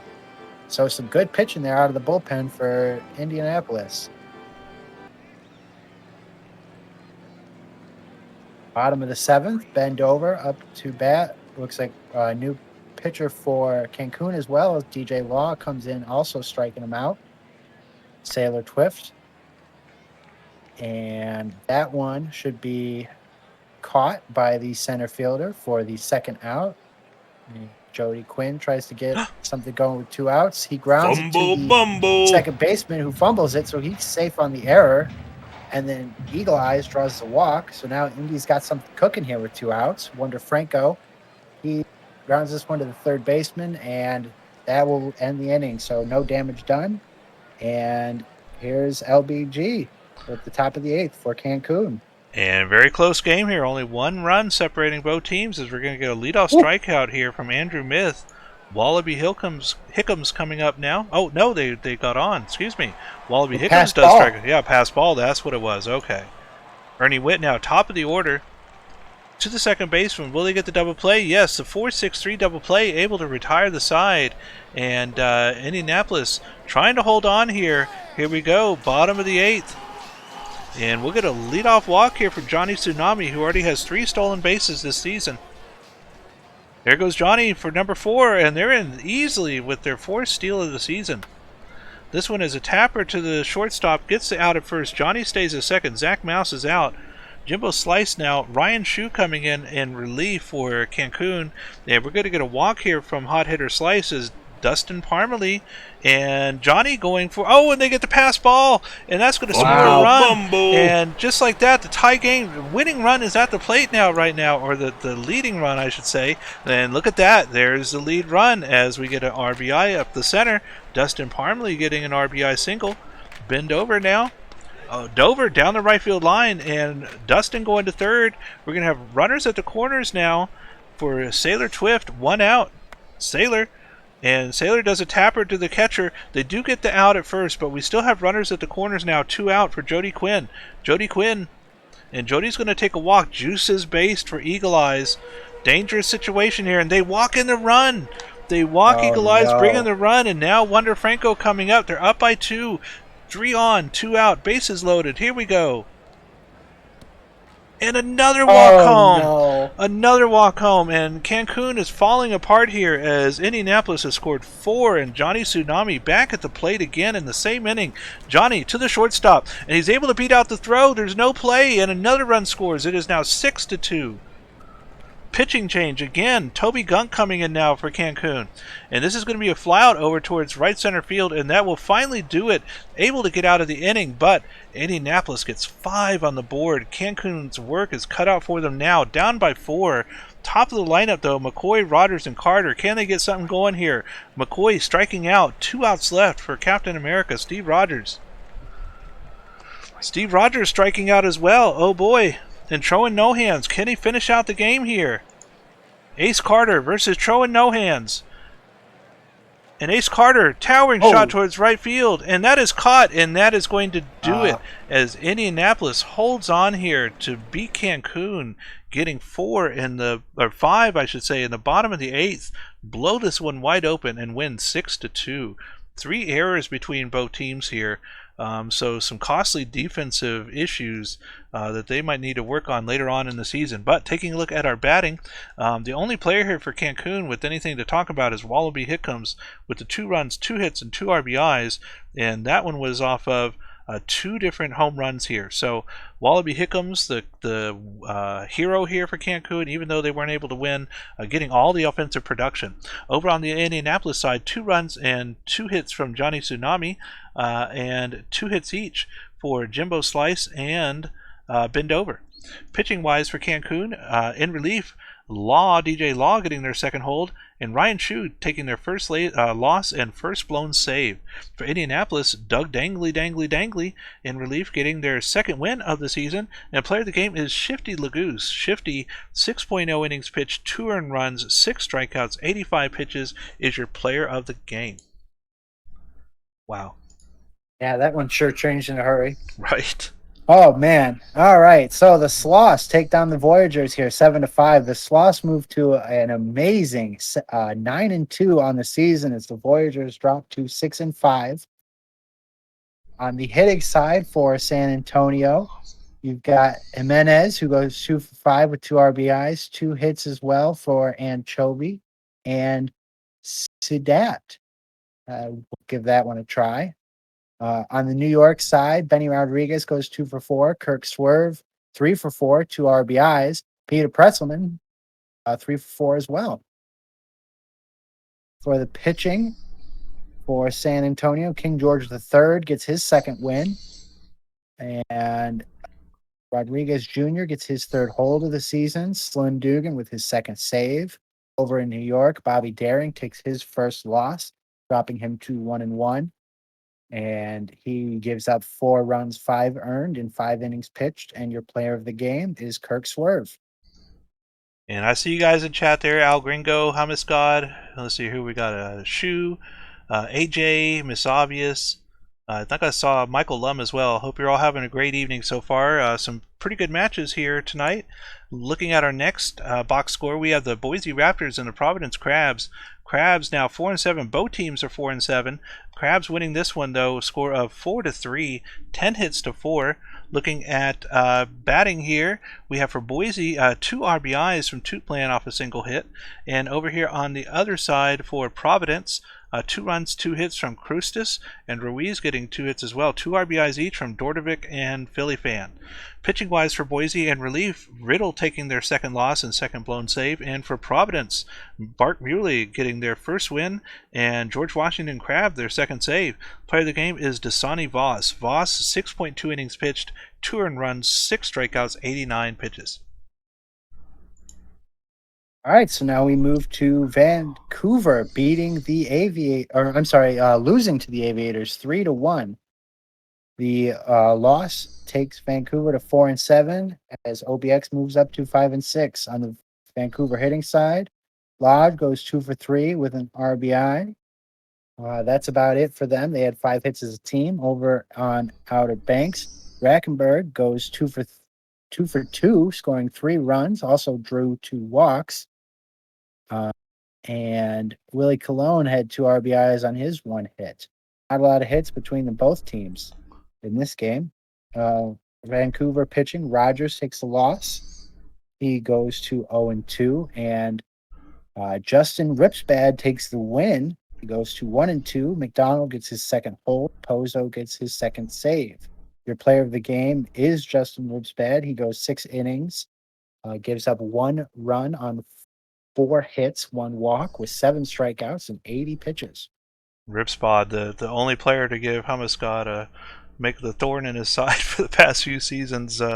Ripspod having a great career. Let's go ahead and take a... Oh, I see Blue Line here. Hey, Blue Line, you've been having a great season. Glad to see you in chat, man. Moving on to our next game, the Maui Makos and the Surge, and it looks like the Surge win this one, go 5-6. Both teams now 5-6 on the year. Surge win this one 6-5, getting 1 in the bottom of the 10th. Walk-off, Spock hit a walk-off run-scoring single against Omega. Looking at our batting here from Maui, we have 2 RBIs for John Camden, 3 for 5 with an RBI from Dawson Jr.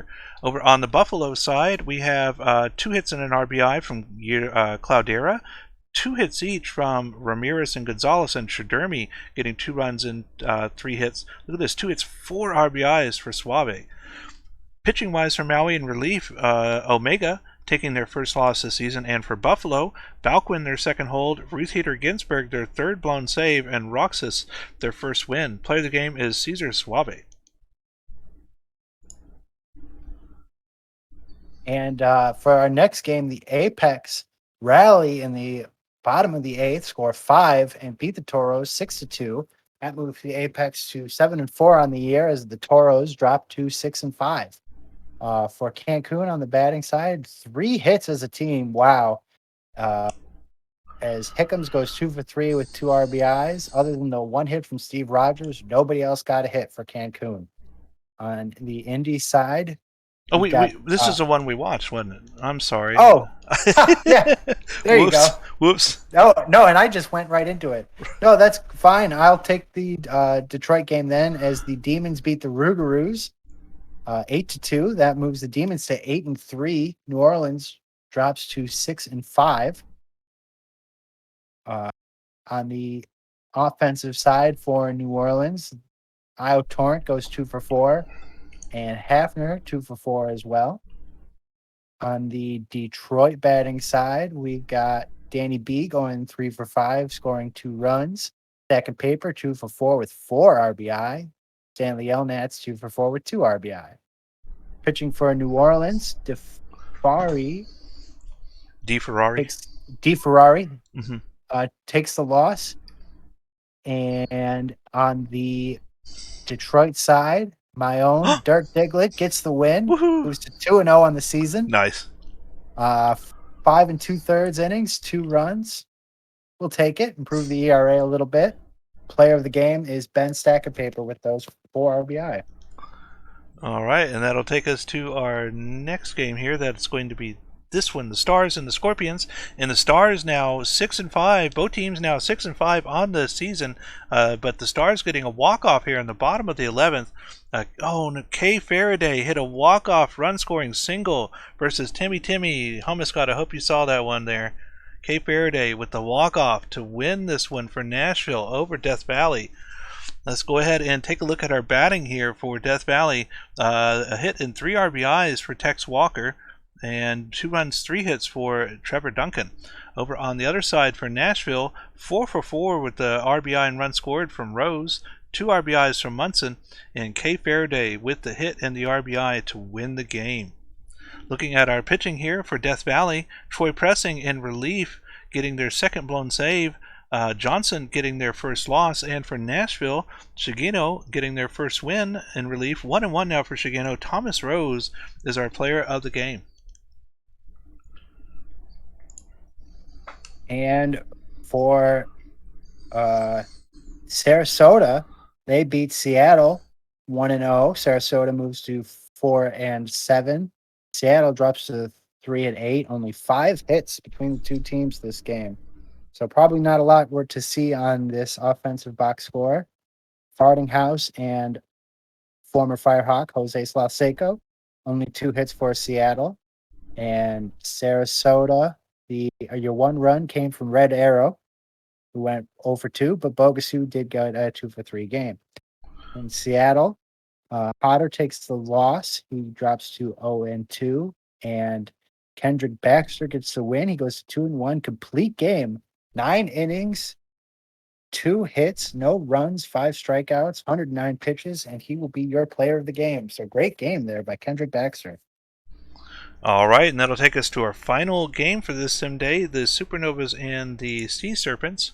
Actually, for the majors, I think we still need to check the minors, but Supernovas. I just did that game. Oh, did we? Okay, so we That's are. yep. Okay, so we're clear now on the majors. Let's go ahead and look at the minors. And we do have some minors games here. So we'll go ahead and go through these. Lemurs Kingpins. Lemurs now 500 on the season. Winning this win was a score of 6-4, getting 2 in the top of the 10th. 15 hits to 6. Batting wise for Louisville, we do have 2 runs, 2 hits, 3 RBIs from Diddle McGee. 3 hits and an RBI from Eliason. Over on the Chicago side, 2 hits and an RBI from Shorzy, and 2 hits and an RBI from DeRosa. Pitching for Louisville in relief, Scott getting their first hold, Kratt their first win and first blown save, and Kratt getting their second save. 2 different Kratts here. Wait. Chris Kratt and Martin Kratt. Okay. Chicago in relief, Smoothie taking their third loss, and player of the game is Diddle McGee. And let's see here. Let's go down to this one for you.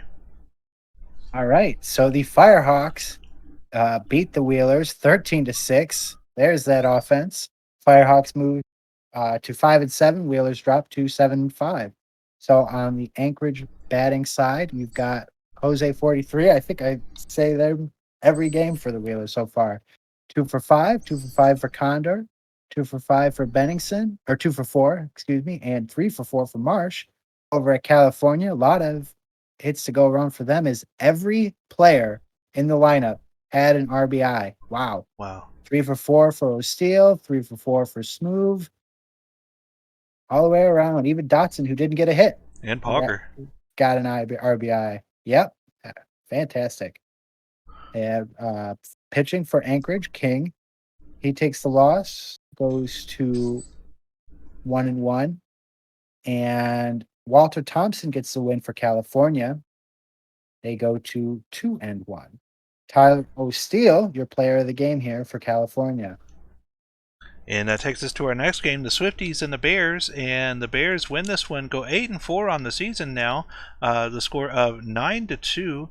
2 in the top of the 9th for the Swifties. That was the only scoring they did all game. Looking at our batting here for State College, we do have 2 hits from Eshelman. And for Brew City, 2 hits and RBI from Underrated. And 3 hits, 2 RBIs from McNasty. Oh, look at this. 4 RBIs off 1 hit. Was that a grand slam from Reagan? No. Okay, so where did that come from? Okay, so there was 3 on. Oh, they got a double with 3 on to get 3 of those runs, and then I'm guessing a sacrifice to get the 4th. He Hate Me strikeout getting their first loss of the season, with Millis on the Brew City side getting their second win, and Jet, their second hold. Player of the game is Woe Millis. Millis, 6.1 innings pitched, 0 earned runs, 4 strikeouts, 79 pitches. So now we go to the Dillos, and wow, crazy game here in extras. They win 10-9, scoring 11th in the or 5 in the top of the 11th. Wow, and then 4 in the bottom. Okay, wow. Wild game.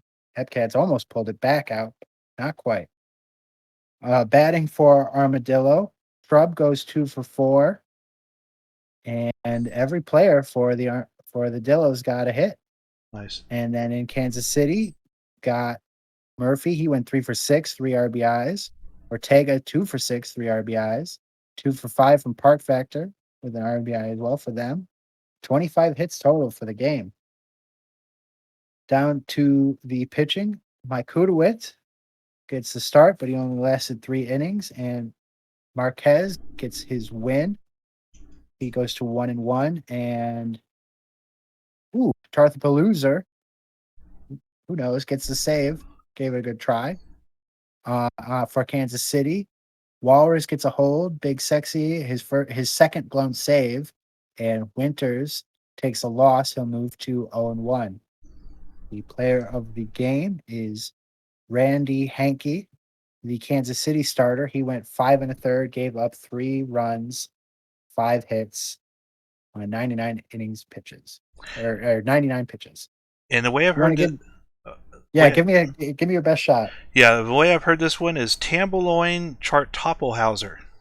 Art Toppelhauser. Okay, Chart-Toppelhauser, yeah. they're getting more and more creative, I think. Right. And our final minors game for today, the Dallas Dynamos now 9-3, beating the Flamingos here, and I think that was the sweep of the series as Dynamos winning this one of the score of 11-2. Dynamos offense on fire this season. Look at that, 6 innings that they scored runs throughout this game. Looking at our batting here, Dallas batting 2 RBIs from Kakeo, 2 runs, 3 hits from who is this? Mann. 2 runs, 3 hits, 5 RBIs for Groves. Groves just on fire. Sanchez getting 3 RBIs as well.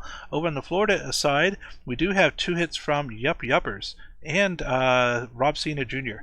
Pitching for Dallas, Jose getting their first win of the season, and Spruce Butter their first save, and for Florida, Parsons taking their second loss.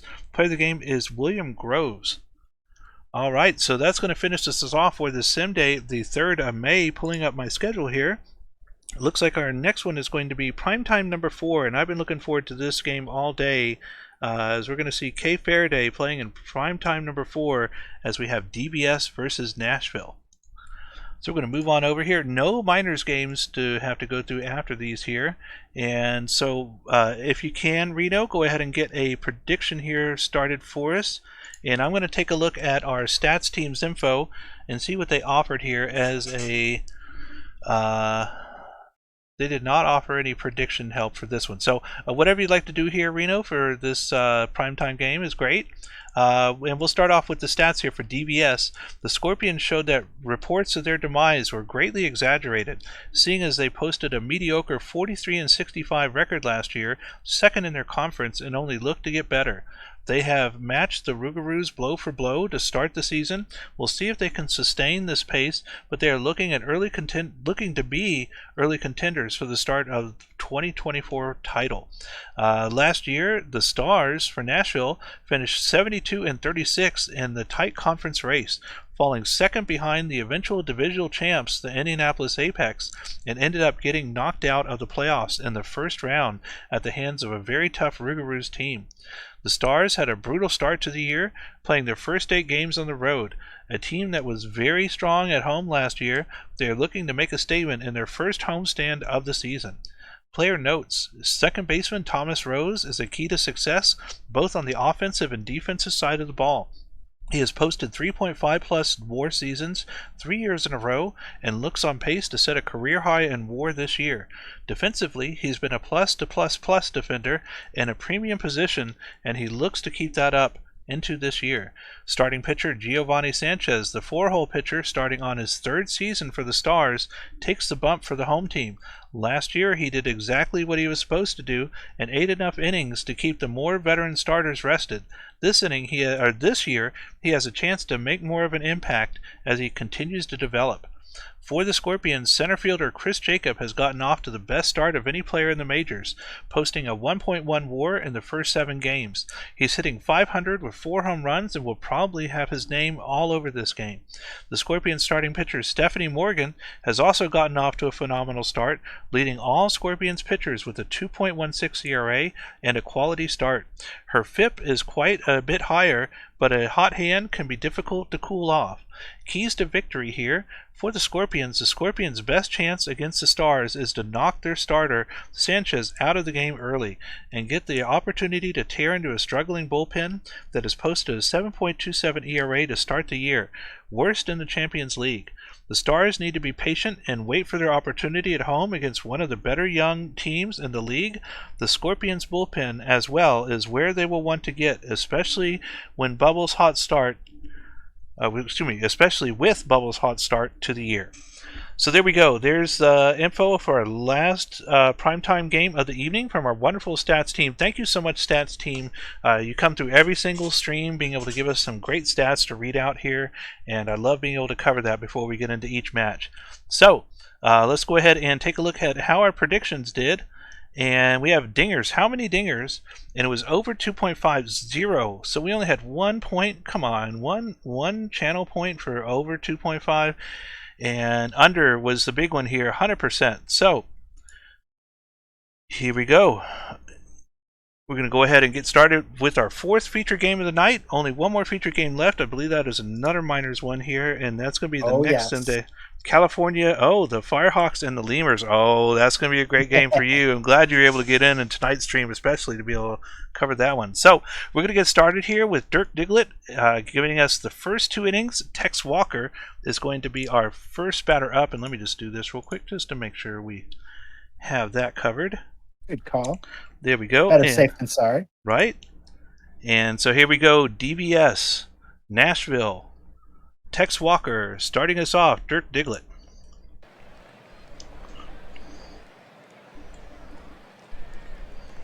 All right, so Tex Walker in the batter's box here. And he will hit one to deep left center. Left fielder will range over and get him for the first out. Elliot Anderson up to bat, and hits us, smokes one up against the wall, and he'll take 2. Edwards here will strike out, bring up the hot hitter Jacob, and he will ground it over to third, and that will end the inning. So only the double for DVS, but no more damage done. So Trevor Rose will now lead it off for Nashville. He will ground out to the second baseman for the first out. Cade Munson will pop out to the left fielder for the second out. And Brandon Fry here will send one to deep center field, but he can easily get the out. So Stephanie Morgan starts off 1, 2, 3. And we head back up for DVS. And Boss Jr. will crack this one into deep center field, but he's able to reach up and grab it for the first out. Grounds out to the second baseman for a quick out. And Rodicus Scott, Roddy Too Hottie, hits one into the center field for a quick hit. But Brian Benz will strike out, and that's all they're going to get. Nashville up here as Buswell will fly out to center field. And then Zach Johnson slaps that one against the wall. So he slides in for a double. 1 out, 1 on for Nashville. Bongo Luongo will draw a walk. So 2 men on here for Jimmy Smith. Double steal. And the runners are going double steal, and they got it. So runners on second and third now for Jimmy Smith, but he will pop up to right field. And the runner tags. Wow. Oh, but he's out. And that's it. That ends the chance. So Nashville squanders it a little bit there. Here we go. Oh, yeah. Go ahead. Okay, yeah. Top of the third, DBS. Top of the lineup, Tex Walker. 1 out. Tex Walker drills one towards right field. That bounces off the wall, or so. It looked like it just didn't run over there and top get of it the in wall, time. pretty much. Wow, and that's going to be a triple. And we're going to get a pass ball here, and the runner's going to score. Bumble. And just like that, DBS is on the board. We'll get a strike 3 here from Elliot Alderson. That'll bring up Matthew Edwards. Edwards striking out, and that'll retire the side, but DBS gets 1 on the board. Bottom of the 3rd we go, Nashville. And this is going to be a fly to right field, and here we go, Kay Faraday. Kay Faraday down the left field line. Kay Faraday going to get on with the double here. Oh, Emmy, I wish you were here to see this. Kay Faraday with the double. And we're going to get a strikeout here from Rose. 2 outs now. Faraday at second, and we'll get another strikeout from Munson, leaving the runner stranded. And top of the 4th we go. This one to the 3rd baseman, throws all the way across, and Chris Jacob is out. Mike Boss Jr. now. Jr. to first baseman, only had to run 2 or 3 feet to get the out on that one. Towering shot towards center field, but that is lined right to the center fielder. Makes the play. 1-2-3 inning. Bottom of the 4th we go. Nashville up. And a tapper to the pitcher. And Brandon Fry is out. Here comes Jason Buswell. Buswell striking out. And now Zach Johnson. Comeback Zach is going to get a walk here. And we're going to have a runner on with 2 outs for Bongo Lulongo, Rabbit Sponge. And Zach going to second. He's going to be safe. Runner now in scoring position for Bongo. And Bongo strikes out. But that brings us now to the top of the 5th. Still up by 1 is DBS. This one past the first baseman. And Roddick Scott the 4th is going to get on the leadoff base hit. Brian Bin striking out. And now Trevor Duncan. Duncan down the right field line. This could score a runner here with the power behind that hit. No, they stay. 2 runners in scoring position now. Top of the order, Tex Walker. Tex Walker. And they're going to get the out at first, but the runners stay. 2 out for Elliot Alderson. Alderson. And he's going to be safe, and a runner scores, and that's going to put runners in the corners now. 2-0 now. This one to the second baseman. Runs over and makes the play, but the DBS gets another one on the board, 2-0. Still a 2-hit shutout here of the Stars. Stars need to get something going. We're going to get a strikeout here from Smith. That'll bring up Jebediah Crunk. Crunk striking out, and now Kay Faraday, who had the double earlier in the game. And Kay Faraday striking out 2. So a 1-2-3 inning, and we now move to the top of the 6th. Still 2-0 DBS. Hot hitter Chris Jacob hitting to the 3rd baseman, out number 1. Mike Boss Jr. now. Jr. to the shortstop, out number 2. And check swing, and that is called a strikeout. 1-2-3 inning. And here we go, bottom of the 6th. Nashville running out of chances here, down by 2. This one's hit to the first baseman, and Rose is out. Here comes Cade Munson. Munson through the gap in center. Munson's going to get on. And that'll bring up Brandon Fry, 1 on, 1 out. Brandon Fry, and they try and get the runner at first. No go, though. This one past the first baseman, and Brandon Fry gets a base hit. Runner going to 3rd, and they're safe. Runners at the corners now for Jason Buswell. Jason Buswell striking out, and now Zach Johnson, 2 out, 2 on. Zach Johnson to the second baseman, goes to first, makes the play, leaves the runner stranded. We now move to the 7th inning. 2-0. DBS, and a leadoff walk here for Roddick Scott. Brian Binns now 1 on, no out. Brian Binns to the gap in center. Roddick Scott held. Now he's only going to be able to get 1 base. Trevor Duncan striking out. 1 out now. Top of the order. Tex Walker 2 on, 1 out. Tex Walker striking out. Mr. Robot 2 on, 2 out. Can Elliot Alderson get something going here? And look at this. Elliot Alderson hits one deep into right field, and that is out of here. No, they caught it. Oh, my goodness. Wow, it looked like it went over the fence, but he did catch it. Oh, my goodness. Able to hold on to that one and keep DBS from a big score there. Oh, my God. All right, stretch time. Nashville with the leadoff walk here, and that's another base hit. And Smith is going to get on. Lulongo going to 3rd. Runners at the corners now. No outs for Jebediah Crunk. Crunk through. Oh, this is going to be a fly out to second baseman. Kay Faraday, 1 on, 2 out. Kay Faraday, they're going for the steal. And they're going to be safe. 2 runners in scoring position for Kay Faraday. Kay Faraday in the gap in left field. Kay Faraday going for the double. There comes 1. Here comes 2. And Kay Faraday with a 2 RBI double ties the game up 2-2. And we'll get a strikeout here from Rose. 2 outs now. And another strikeout. But Nashville gets 2 on the board, ties it up. We go to the top of the 8th with Dirk Diglett. Wow. Well, we got a tied up game here now. Whew. All right. So Matthew Edwards, walk, checks the swing, gets the walk. So leadoff walk for DVS. And Jacob rips this one into right field, but it's caught for the out. So Boss Jr. comes up now, 1 man on, 1 out, and he gets it through the gap. And wow, they're going to third. So runners at the corners with 1 out for DVS. Up to the plate here, and he gets it right past the second baseman. So DVS will take the lead right back as runners on the corners again. Diving play, can't get the double play, but they get 1 out. So runners at second and third. There's Brian Benz, and that's gone. That's a home run. Out of the park. And DVS will take a 6-2 lead here on the 2-out shot by Brian Benz. Wow, that changed the game. Whew. Trevor Duncan will ground out to third base, and that'll end the inning, but not before DVS put 4 on the board. So Buxter Baxter comes in now as Stephanie Morgan threw 111 pitches. The Nick Collins Zero, thank you very much for following. Lead off walk, and then a ground out to first, but the runner will advance. Zach Johnson, another grounder, and no play. So runners at the corners, 1's out. 1 out for Bongo Luongo. He hits that one in front of the left fielder. That'll score a run. He makes it to first. So 6-3, Nashville. Runners at the corners again. And Jimmy Smith draws a walk. So juices base, 1 out. Nashville trying to get back into it. And that looked like a play. It is a hit batter. Wow. K Faraday, juices based. Beamed in a runner. So big shot here. And a pop out will be the second out, but the Nashville lineup turns over for Thomas Rose, and another runner walked in. Oh my.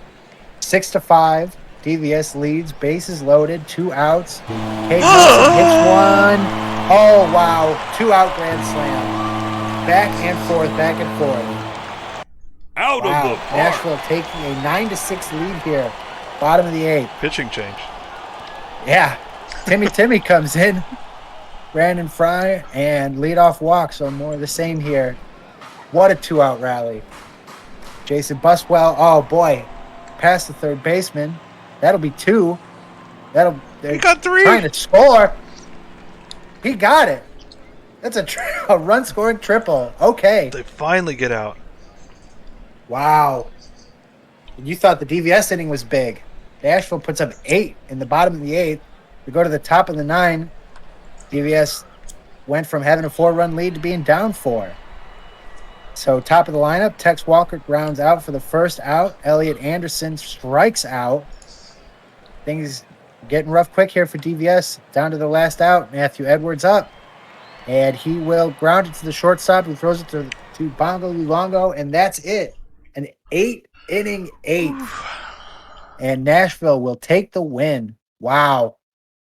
So that'll take Nashville to 7-5. DVS will drop to 6-6 on the 10-6 win. Looking at the Death Valley hitting, you've got Elliot Anderson, 2 for 5 with an RBI. Ben's going 2 for 4 with 3 RBIs. Over on Nashville side, 2 for 5 from Kate Munson with 4 RBIs. Kay Faraday going 2 for 4 with 2 RBIs. 10 hits, 10 runs, 10 strikeouts for Nashville. Death Valley pitching. Morgan went 7 innings, but did not factor into the decision. All the fireworks came later. Baxter takes the first loss on the season for Nashville. Sanchez went 6 2/3. Good start for him, but it wasn't quite enough to factor in the decision. But Shigino gets the win. He goes to 2-1 in relief, 1 1/3 inning as he slammed the door on DVS, stopped all the fun and games for them. Player of the game is Stephanie Morgan in the loss with her 7 innings and 2 runs. Wow. That was That was it was crazy. Quite an end. I thought that game earlier was crazy with the Hepcats, but that one topped it there.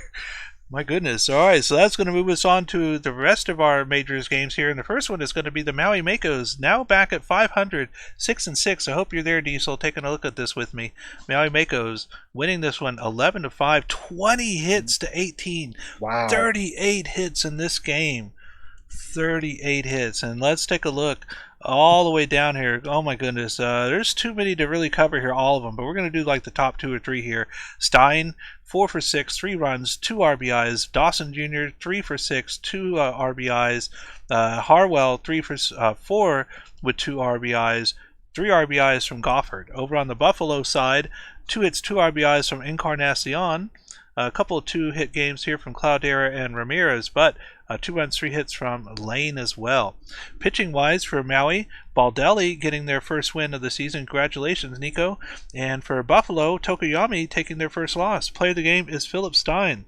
Danny Gonzalez ties the Buffalo regular season game record for hits with 5. Let's go back up there and take a look at that again. 5 for 5. 5 for 5. No runs or RBIs, but they did get on base every single time. So look at that batting average. No, oh my goodness. Wow. Great start here for Gonzalez. Encarnacion too, 15 RBIs already. 15, and that's at the second hole too. Oh my goodness. God. Former Firehawk. Man. All right, the next game is Sloss and the Voyagers. And the Sloss will defeat the Voyagers. They go to 10-2. Sloss just keep on winning thanks to a 6-run fourth. The Voyagers will drop to 6-6. On San Antonio's side, you've got Jimenez going 3 for 5 with 4 RBI. And Sandwiches, 2 for 4. Anchovy, 2 for 4 with 2 RBIs. Over on New York's side, Jackie Daytona, 2 for 4. That's about it. A lot of 1 for 4 games for New York. On the pitching side, Johnson gets his 3rd win of the season. He goes to 3-0. And Davies gets his 3rd save with the old-fashioned 3-inning save. For New York, Savart, he takes the loss. 3 innings, 7 runs. He drops to 1-2. And player of the game is Chris Jimenez. All right, and that'll take us now to our next game, the Vandals and the Aviators. Aviators winning here, going 6-6 now on the season. Vandals at 4-8. The score in this one was 6-5, very close one, 12 hits to 11. Looking at the Vandals batting, 4 for 5 with an RBI from Sack Lodge, 2 for 4 with an RBI for Caruso. Over in the Outer Banks side, 2 runs, 3 hits, and an RBI from Jachenberg, 2 hits, 3 RBIs from Bergen Cannon. Pitching for Vancouver, Silliams taking their first loss in relief, and on the other end, Flame McDonald getting their 3rd blown save, Hunter Sky their 2nd win, and Domingo Pozo their 3rd save. Player of the game is Ray's Funk. Funk for Outer Banks went 6.0 innings, 1 earned run, 12 strikeouts, and 104 pitches. All right, so we move to the Crabs taking down the Raptors 4-3. Boise drops to 4-8. Providence comes up to 5-7. Over on the batting side for Boise, got Toot Bland, went 1 for 4 with 2 RBIs, but no multi-hit games for Boise. And on Providence's side, you've got a 2 for 3 game with 2 RBIs for Love, 2 for 4 for Dordovich, and 2 for 4 for Philly Fan. On the pitching side, Paul will get the loss, goes to 0-1 in relief. And for Providence, Tachibana gets the win, her first of the season. And George Washington Crab gets their 3rd save of the season. Player of the game is Will Love. And that'll take us to our next game, the Sea Serpents and the Supernovas, and Sea Serpents getting their 4th win of the season now, both teams at 4-8. Sea Serpents win this one, though, getting 1 in the top of the 9th and winning 4-2, 10 hits to 5. Looking at the Seattle batting, we have a run and 2 hits from Thurgood Sassafras III, and 3 for 4 with an RBI from Campbell. Over on the other side for Sarasota, 2 for 4 from Cook, and 2 RBIs from Fisher. On the pitching end for Seattle, Straight Pass Homie getting their second win, 2-1 now for them. DeMarco the second hold, McThornbody their second save, and for Sarasota, Bill the Hill taking their second loss. Play of the game is Straight Pass Homie. Homie 6.2 innings pitched, 2 earned runs, 4 strikeouts, 89 pitches.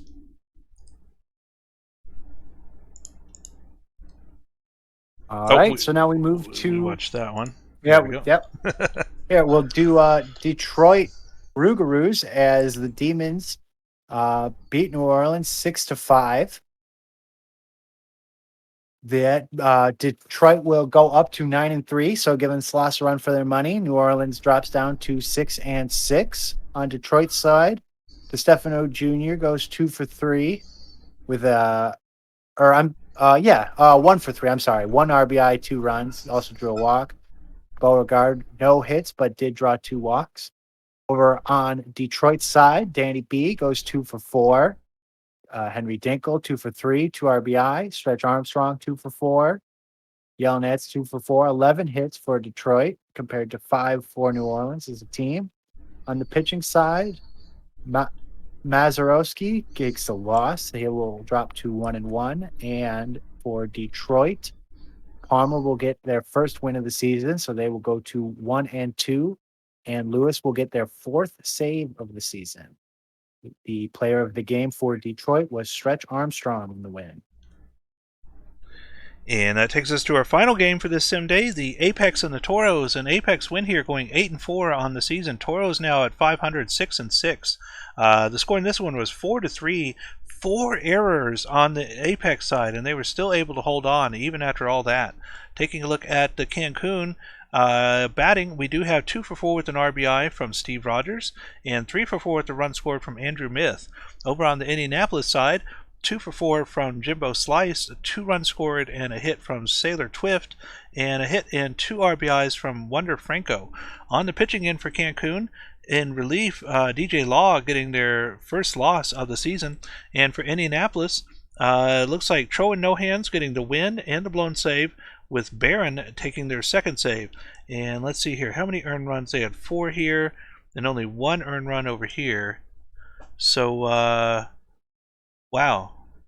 So it looks like they gave up only one earned run. So 2 of those earned runs came off of the 4 errors from the Apex. Ouch.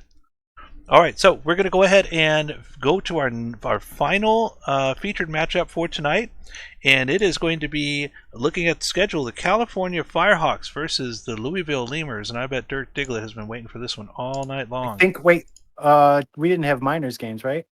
I don't think so, but we'll go back and check. No, we did not. Oh, okay. All right, so we'll go ahead and move back to today and check. We do have minors games for today as well, but no majors games. All right, so we're going to go ahead and do a file save, and there is no stats for this game, so we're just going to jump straight into the predictions. If Reno can go ahead and get a prediction going here for us, and we're going to take a look at the matchups here for the Firehawks and the Lemurs. For the Firehawks, it's going to be Lizzie Mitchell, 1-2 with a 7.04 ERA, versus PM Schramm from the Lemurs, 0-2 with a 3.71 ERA. And let's take a look at our matchups here.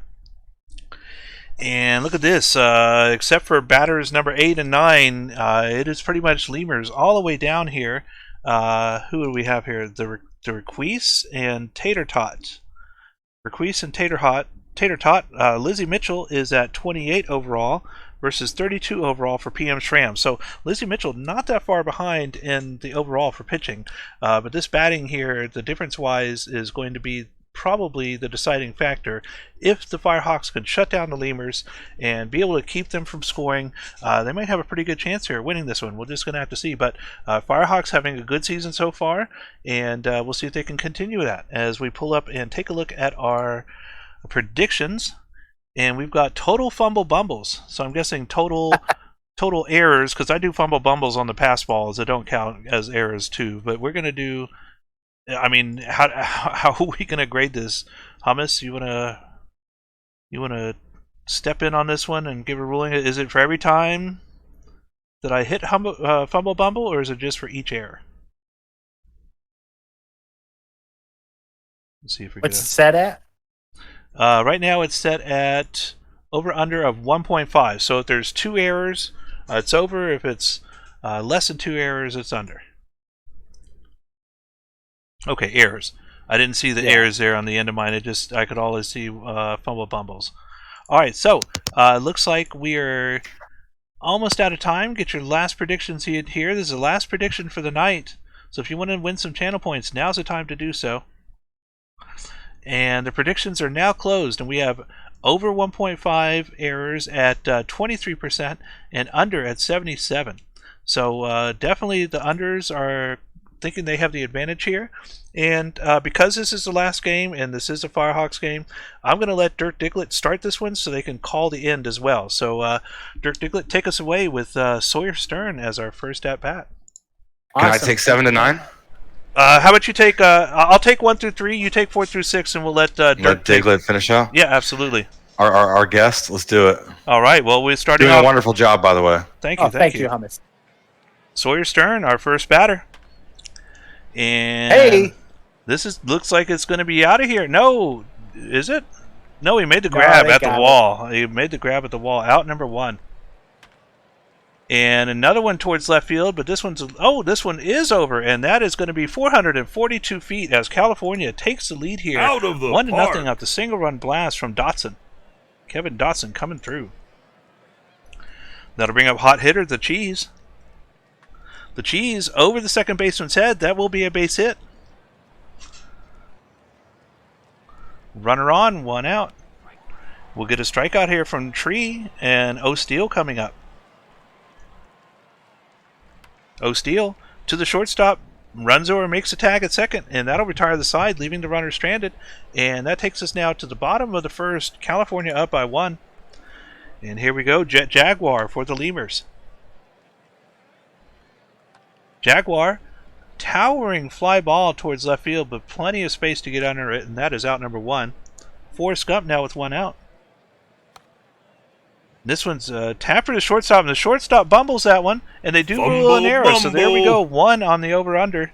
We only need 1 more now, and that's over the shortstop's head, and that's 2 runners on for O'Sullivan. Lump O'Sullivan with 2 on, and the shortstop gets to play at second. No, they got it at first. Excuse me. 2 runners on now, and this one is out of here. A 3-run blast, and Louisville taking the lead now with that 3-run shot, 407 feet. Out of the park. And Diddle McGee getting the job done for the Lemurs, putting them ahead early. This one hit to the first baseman. Oh, and they bobble the ball. Is that number 2? Let's see. Yes, that is error number 2. Fumble bumble, and that looks like the overs have it. And this one's a fly out to left field, and that will retire the side as we now move to the top of the second. Smooth over the third baseman's head, bouncing against the wall, able to get in front of the left fielder so they don't get a triple out of that. Pogger now. Pogger, and this is going to be a fly out towards right field, going over towards foul territory. They do make the play. Runner stays at second. Requise. I'm sure it's Requise. And this one's going to be an out at first, and that will retire the side. We now move to the bottom of the second. Still 3-1. Louisville up now. McFraud. And McFraud will get thrown out by the pitcher, and now Davison. Davison to the second baseman. Makes the play, out number 2, and Jet Jaguar coming up with 2 outs. Jet Jaguar to the third baseman. Throws all the way across. 1-2-3 inning. Top of the third we go. California back up top of the order. Stern, and that will drop in front of the left fielder, and that is a base hit for Kevin Dotson. Dotson to the third baseman, 5-4, and the 3 double play, and that is 2 outs now for the Cheese. The Cheese striking out looking, and that will retire the side. Bottom of the third we go. Lemurs up. Gump, Bonds, and O'Sullivan. Gump, towering shot towards right field, but he's able to get underneath one. Out number 1. Barry Bonds. Bonds to the first baseman, out number 2, and Lump O'Sullivan. Lump O'Sullivan will take a walk, and that is 1 on, 2 out for Diddle McGee, who had the home run earlier. Little McGee, what a play by the shortstop, goes all cross, but not able to make the throw in time. 2 runners on, 2 outs. Able to get a strikeout here from Esquileto, as that will retire the side. We now move to Hummuscott, top of the 4th, Louisville up by 2. Ooh, here we go. Got a good one for you folks. Came for a short time, but a good time nonetheless. That's a fly out from Tree. O'Steele now. O'Steele with a ground out. And we're going to go one more out in this inning. Smooth is going to ground out as well. They went down in order. California trying to get back in this game. Louisville looking to add to this lead. I know the co-GM's not happy with that. That's going to be a walk for Eliason. And this is a high pop-up in the infield. It's going to be out number 1 for McFraud. Davidson will strike out.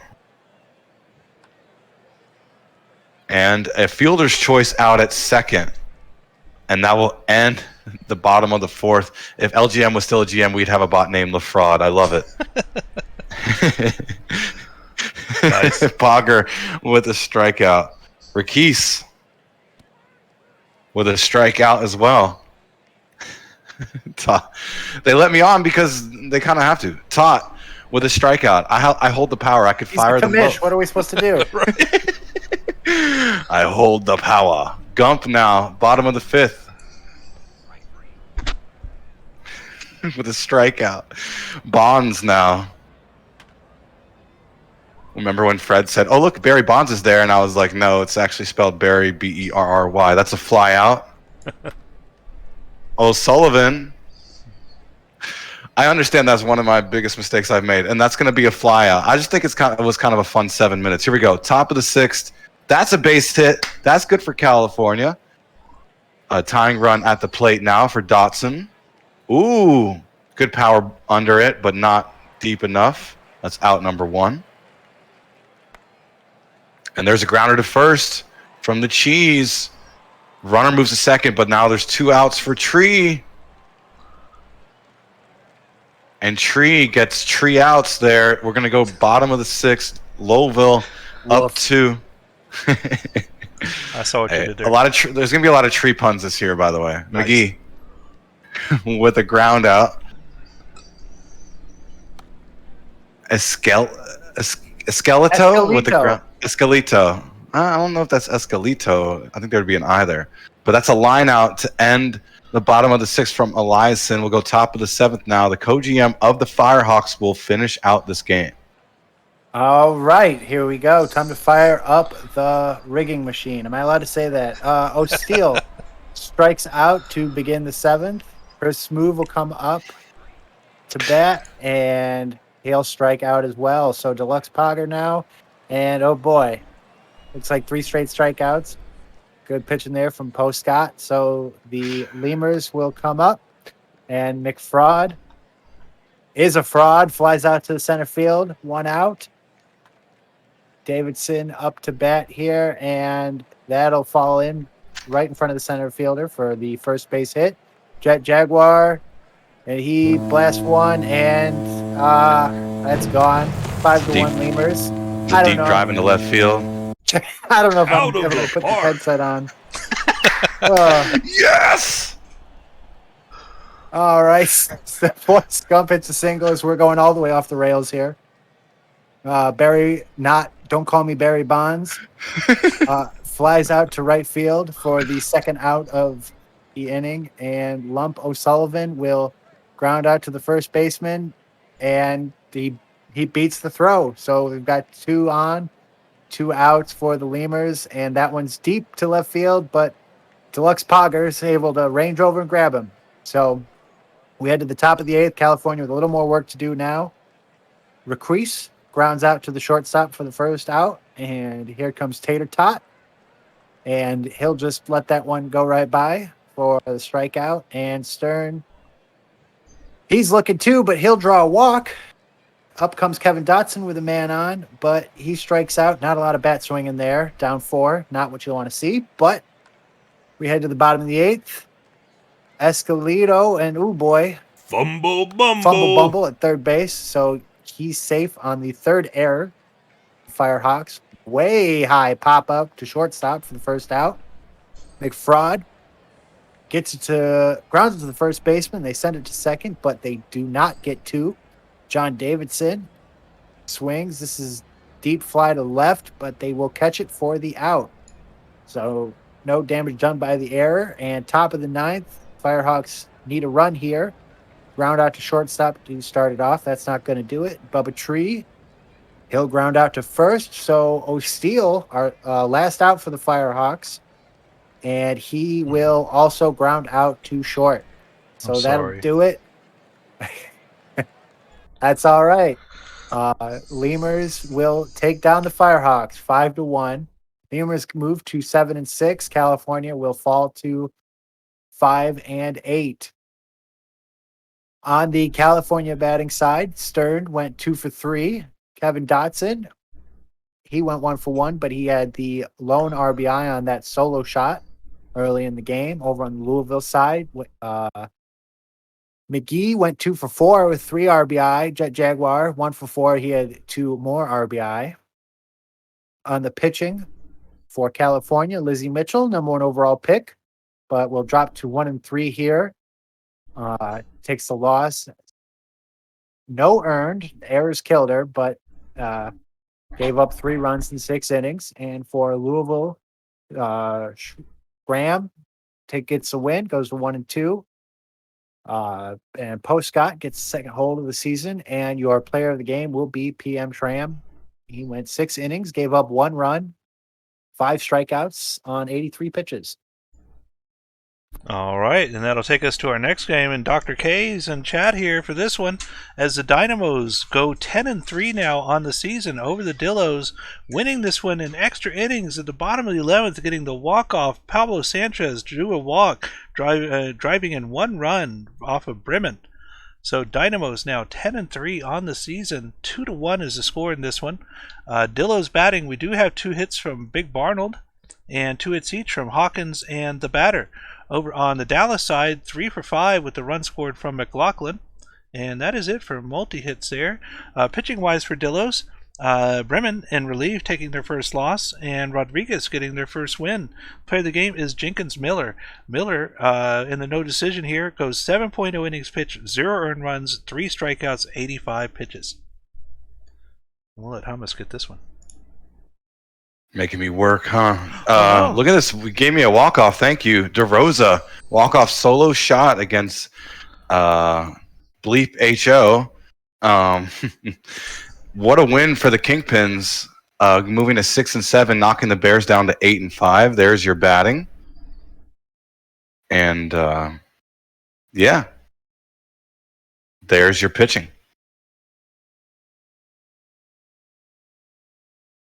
And player of the game, Sportsboy57. All right, so we move to the Wheelers, beating the Flamingos 6-2. That'll move the Wheelers to 8-5. Flamingos will drop to 6-7 here. On the Florida side, we've got a 3-4 game by Buglione with 1 RBI. Brizzo 2 for 5 with an RBI, and the Giraffe going 2 for 3, drawing a walk as well. The pitching for Florida, Kagamine takes the first loss of the season. Will drop to 3-1 there. Ragnarok gets their second win, goes to 2-1, and Parton gets their first save of the season. I think it's Player of the game. Bufflin. What's that? Bufflin. Babe Bufflin. Babe Bufflin. Oh, okay. Well, player of a game is Babe Bufflin. That's how I've heard it pronounced. I'm not sure if that's the case or not, but here's one for Hummus. That's what we'll go with. Kansas City beating State College 6-4. Swifties down to 3-10. Hepcats up to 7-6, above 500. 2 walks for Berserker and for Pryor. 3 RBI. What a day for Park Factors. It's Eldorian's new player. 3 RBI for Ayers. Great game for them. Brandison got the start. Mantix with the lost and blown save. Heed got the win. Walrus with the save. And Heed went 7 2/3, 3 earned is your player of the game. So the Hep pitching instead of the Hep bats did well in that one. All right, and that's going to finish this off for the minors. I believe there was no majors games today. That is correct. So that just takes us down to the 5th and the 6th, and they're both quick sim all day. So we're just going to tear through all these as quickly as we can. And because I'm the one streaming, we're going to do minors first. And because it's who's next? Dirt Diglett. We're going to go ahead and do Dirk's team. Oh. All right, and the Lemurs get another win, 5-0 over the Firehawks. That'll take the Lemurs to 8-6. Firehawks fall to 5-9. Hitting for the Firehawks, Kevin Dotson goes 2 for 4. Chris Smoove 2 for 4. They muster 5 hits as a team. For the Lemurs, Barry Bonds goes 2 for 2 with an RBI. And Eliason goes 2 for 2 with 2 walks. Over the pitching side, Sportage takes another loss, drops to 0-3. And Ron Lane gets a win, second on the season. And they will be your player of the game for Louisville. James Ron Lane, as they go 7 1/3, 4 hits, no runs, 2 walks, 7 strikeouts on 99 pitches. And that'll take us to Hummus with our next game. Oh, is that right? No, I think I was next. That's right. Wheelers Flamingos. Wheelers 9-5 now in the season. Winning this one in the bottom of the 11th. Benigson hit a walk-off run-scoring single versus Nola. So they were able to hold on and win in the 11th inning 5-4. Looking at our batting here for Florida, 2 hits, 2 RBIs from Gar. 3 hits and an RBI from Count Dracula. And for the Anchorage side, 2 runs for Rude, 2 hits each for 43 Senior and Condor. 3 hits and 2 RBIs from Benigson. Over on the pitching end for Florida, Jensen Crenshaw, no decision. Nola taking the loss here, 0-1 now for them on the season. And Parton getting the blown save for Anchorage with I'm guessing that's Musher here. Let's see here. Yeah, Musher taking their second win. The bot for Anchorage doing great this season so far with Athena Aria, player of the game. Aria, 6.2 innings pitched, 1 earned run, 5 strikeouts, 90 pitches.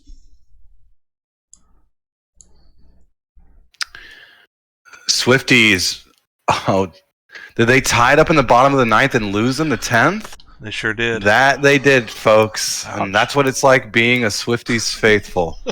But the Hepcats, though, 8-6, great start to the season. New management in town and doing well. 2 RBI for Pryor, 2 RBI for Pazza. The Hepcats, the new era, nice win for them. 2 walks for Johnson. Patey got the start. Winters got the win in relief. Kenobi got the hold. Khan with the blown save. Mantix another loss, 2 on the season, and Pazza. I think I saw their stats. I think they're on the State College side. They are 3 for 4, 3 runs scored, 2 RBI. What a start to the season for Pazza, hitting 404 in that leadoff spot. Just need some help throughout the lineup. Look at Murphy the third with 17 RBIs. Jeez. Oh yeah, Sarah said to tell Dirk Diglett, why did you? Oh, it was funny when you called Thomas Rose Trevor Rose? Question mark? Yeah, that's what you wanted me to say. Thank you. You're welcome. Okay. So for here, I'm all shook up now. The Kingpins take down the Bears 1-0. Kingpins move to 7-7. Bears drop to 8-6. Hitting for Bruce City, 2 for 3 for Doe Jr. and 3 for 3 for Crocs Out. For Chicago, 2 for 3 for Cantrion, but only 4 hits as a team for Chicago, so that's about it for them.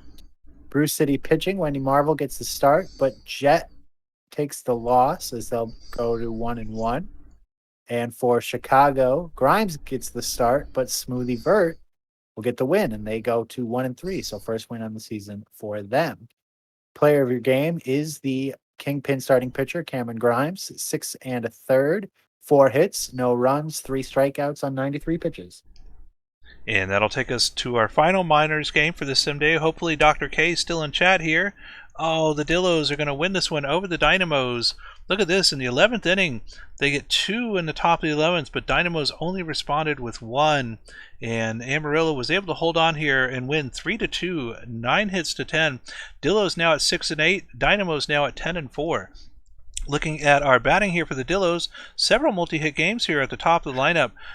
Shrub, Barnold, Flex, and McGee all getting 2 hits, with McGee getting a run and an RBI as well. Over on the Dallas side, 2 runs from Kakio and Spencer getting 2 hits. Pitching-wise for Amarillo, LGM, the bot for the Dillos, getting the win, their first of the season, with Firehawk. Hey, Firehawk getting their first save. And on the Dallas end, Huevos taking their first loss. Player of the game is Sun Sin Yi.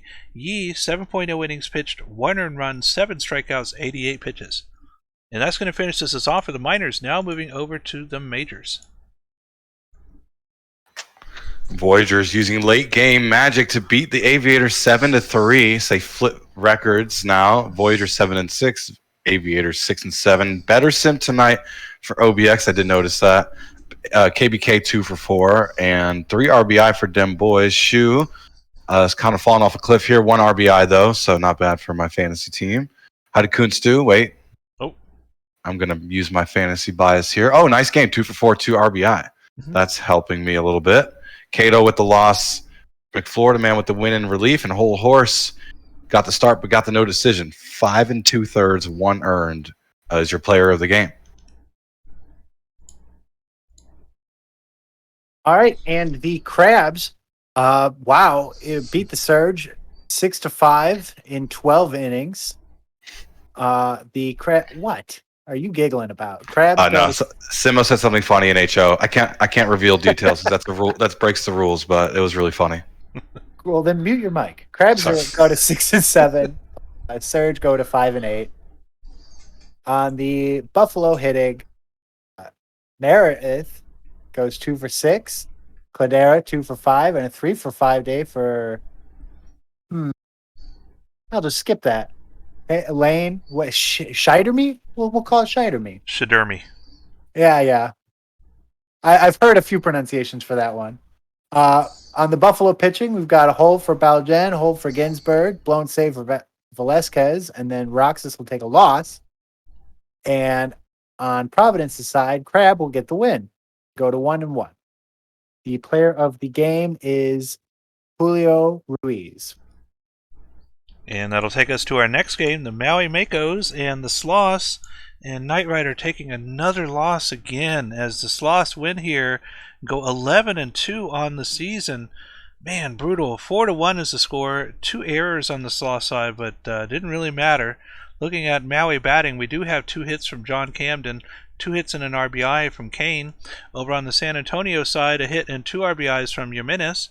On the pitching end, Michael Knight Rider taking the loss with 4 earned runs and 5.0 innings pitched. 8.66 ERA. Come on. San Antonio in relief, Esteban Rodriguez Jr., SLM, again having a great season, getting their 4th hold. Slim Dugan, their 3rd save. Greer, their first win. Player of the game is Billy Greer. Greer, 6.0 innings pitched, 1 earned run, 4 strikeouts, 70 pitches. Man. Your ERA is 1 number from a good song, 8675309. Raptors, it's not a good thing. Raptors win 15-2 on the road, moving to 5-8. I've been there, LBG, trust me. But kudos to you for starting as a starter, though. I didn't have that kind of moxie. 3 RBI for Westfall, 3 RBI for Johnny Baseball. Look at this: 2 from Beecham, 1 from Bodnar, 2 from Ham, 3 from Justice. On the flip side, there wasn't as many. Digger Jr. with the loss, Lucas with the win. Johnny Baseball of Boise is your player of the game.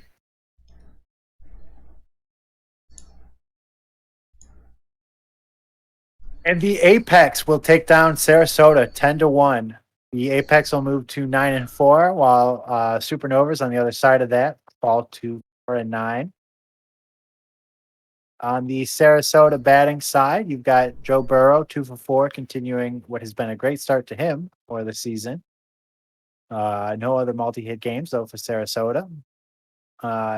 The Casey will take the loss. He'll drop to 0-3, and Dogwood Maple will get his first win of the season.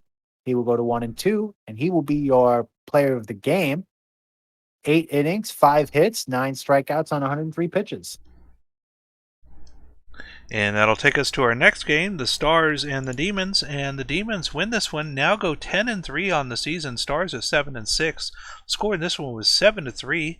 Looking at our batting here for Nashville, 3 hits and an RBI from Brandon Fry, 2 hits and an RBI from Buswell. Over on the Detroit side, 2 hits and an RBI from Danny B, 2 runs each for Haywood Dinkle, and Stretch Armstrong was 2 hits, 3 RBIs for Stanley Yelnats. Pitching for Nashville, Lucky El Charo taking their first loss. In relief, Lewis takes their 3rd win for Detroit, and player of the game is Molly Mitchell. Mitchell with a no decision, 5.2 innings pitched, 1 earned run, 5 strikeouts, 100 pitches.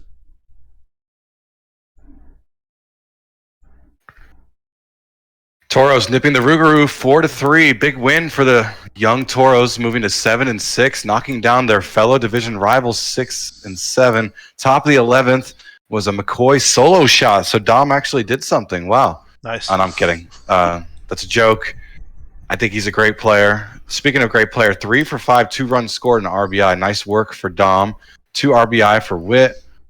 3 for 5 for Valor. 2 for 5 for Hamed. 2 runs scored. Wolf also went 2 for 5. McDougal got the start. Pleasance with the loss. Shu with the hold. Gunk with the win. Schultz with the save. Leo Robert went 6 1/3. Got the no decision. Is your player of the game. All right. And for the Scorpions, they will defeat the Sea Serpents 9-4. DVS will go up to 7-6, while the Sea Serpents will fall to 4-9. On the Seattle side, 13 hits as a team. Barker went 3 for 4 with an RBI. Campbell 2 for 5 with an RBI. 2 for 4 for Slaseco, continuing a decent start to his rookie season. On DVS, Tex Walker goes 3 for 5 with 2 RBI. You've got 2 for 4 for Jacob, 2 for 3 with 2 RBI for Boss Jr., and Ben's going 2 for 4 with 2 runs and an RBI. Seattle, Sullivan drops to 0-3, and Sims will get the win for Death Valley as he goes to 2-1, 8 innings pitched, 2 runs allowed. And your player of the game will be Mike Boss Jr. All right, and that finishes us out for this Sim Day, the 6th of May. Taking a look at our schedule here. It looks like we have. Is that it? That is it. So there we go. The 6th of May is done. Let me just check the minors here. We did cover the minors as well. So all of our matches are done for today. Let's go ahead and take a minute and look at the standings here. So we're going to start with the minors. In the standings, the Dallas Dynamos lead the minors with a record of 10-4. 1 game back are the Wheelers. 2 games back are the Bears, the Hepcats, and the Lemurs. 3 games back are the Kingpins. 4 back are the Flamingos and the Dillos. The Firehawks are 5 back, and 7 back are the Swifties.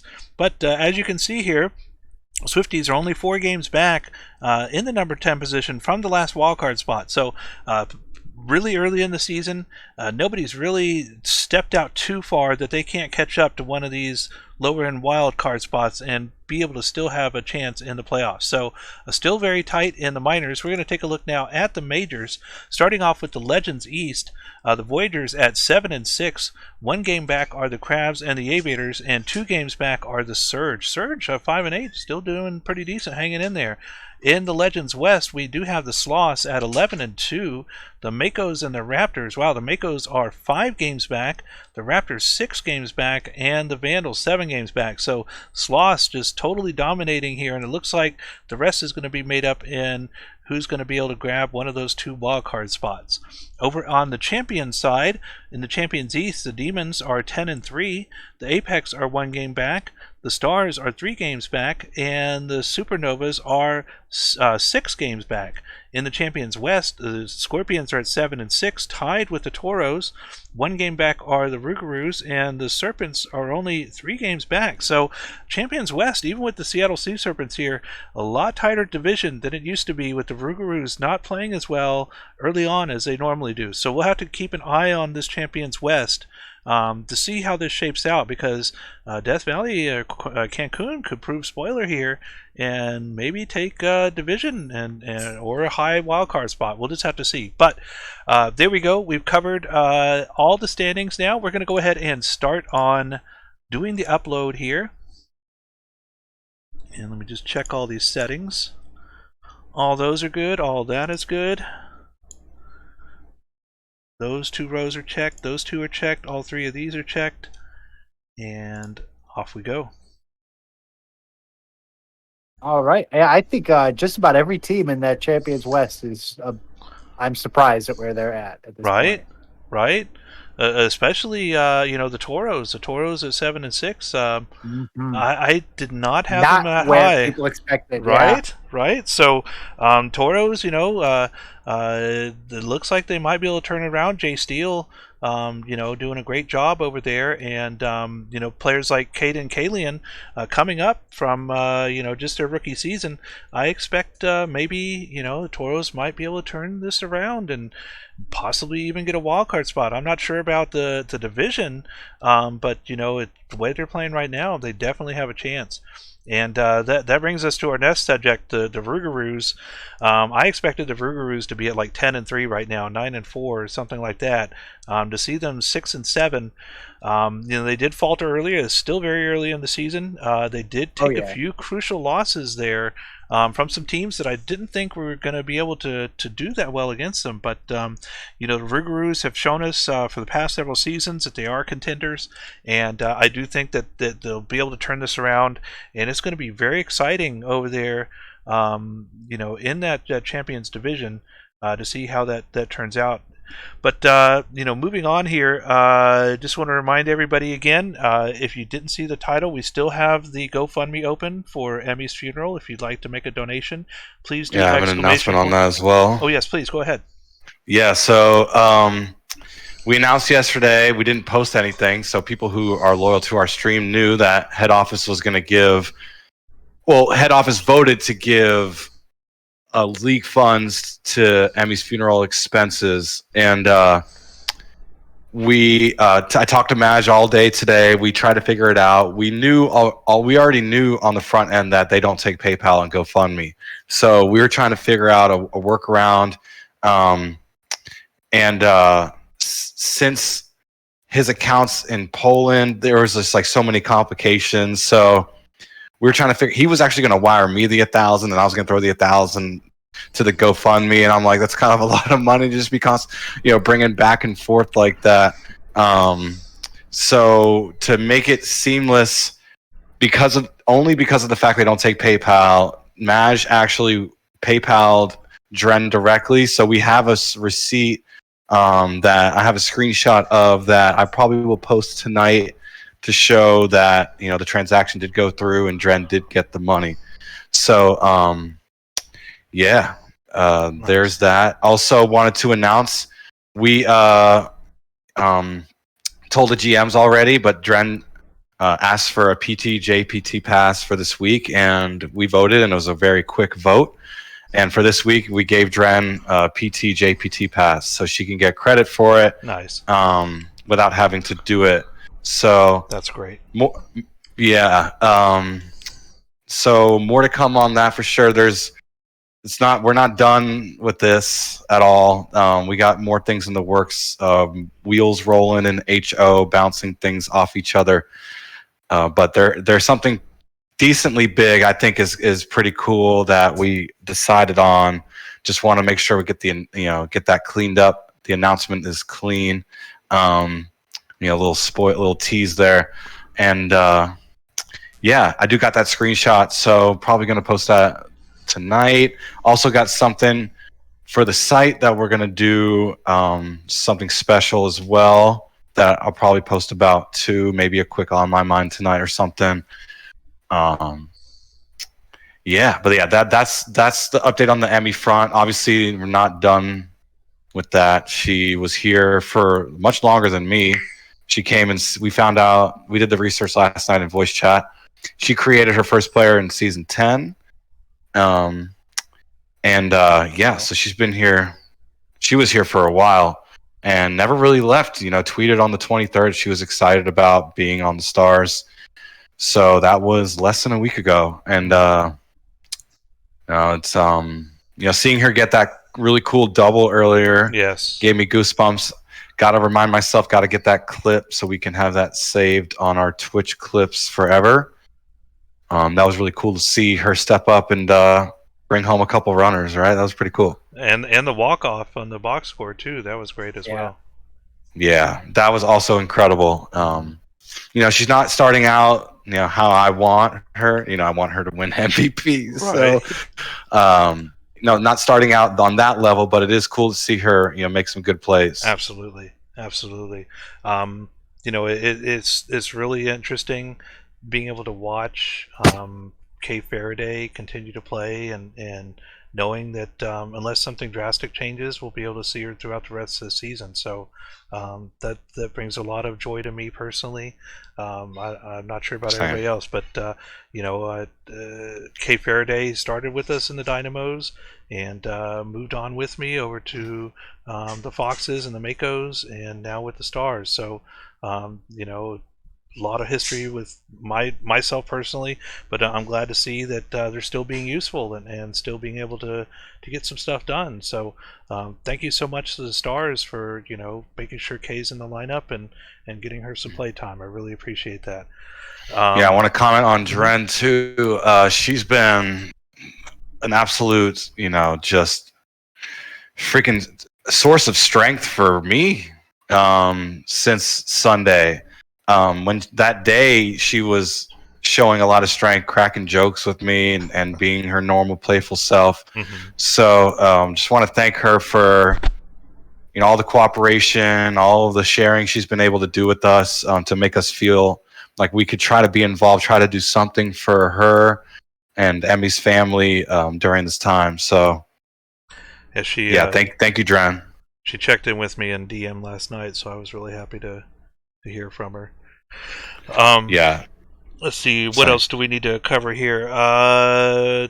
Make sure you get your PTs in. I know it's still only halfway through the week, but I do know some people kind of forget as it gets closer to the weekend. So if you do have the opportunity, please make sure to do those. I'm not sure if all the claimed stuff from last week is up or from the off season. I think the draft parlay might be the only thing left that hasn't been claimed, but lots of PT up this week. I believe that's up. I was gonna say, I think the parlay's been up. Okay. So the big one this week is individual coaching sessions. Make sure you get that because that is 10 TP by itself, biggest instant claim for the whole season. So grab that, and you should be able to get somewhere around, I'm thinking 20 points or so for this week if you do all the point tasks. So make sure you get all that in, and tomorrow is the debut again of Rabid Sponge returning to the PBE Sim team. Yes. Starting back That's again in season 28. I am so happy to see that news. I'm very excited to be able to tune in and watch Rabid.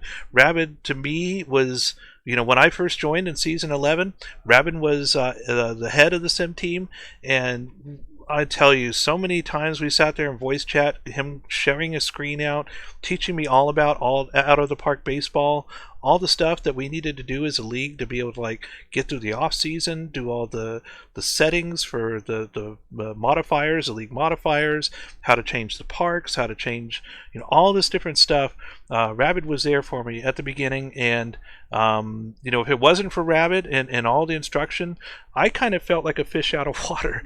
I'll be honest, that first season, I made some pretty big mess ups, but nothing game breaking or anything like that. But Rabid was very patient with me, and just a totally awesome sim head, team head. So I'm so glad to see Rabid come back, and good luck, Rabid.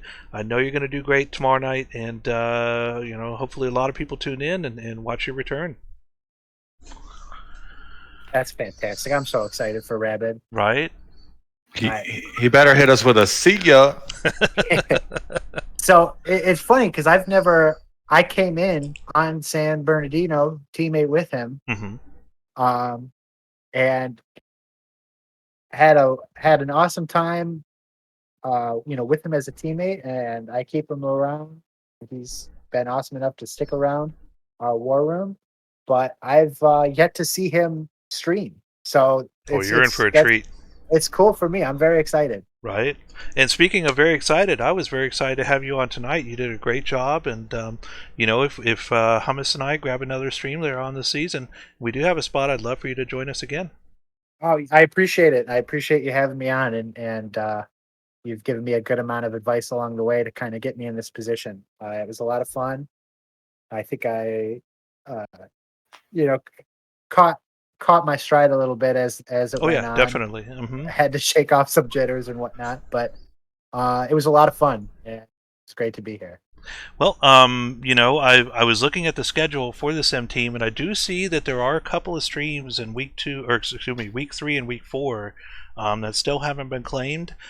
If we get to a couple days before then, I'm probably going to jump in and see if I can help out and grab 1 or 2 of those. So, we're looking at maybe 2 to 3 weeks having another LBG stream with Hummus God, and hopefully, Dirk Diglett as well. So we'll keep you tuned if you'll on have that me, one. I'd love to jump on. Absolutely. Let's see here. What else do we need to cover? Powell told me that the Denver Dragons won in the semifinal over at SCFSL, so I need to go and, after this is over, go watch the VOD of that and see how we did. But pretty excited about that one. You're in the casual bowl? It looks like it, yeah. Super casual bowl? Nice, bro. Do you have any rings in SCFSL? Nope. This will be my first time. Wait, didn't you win one in ISFL?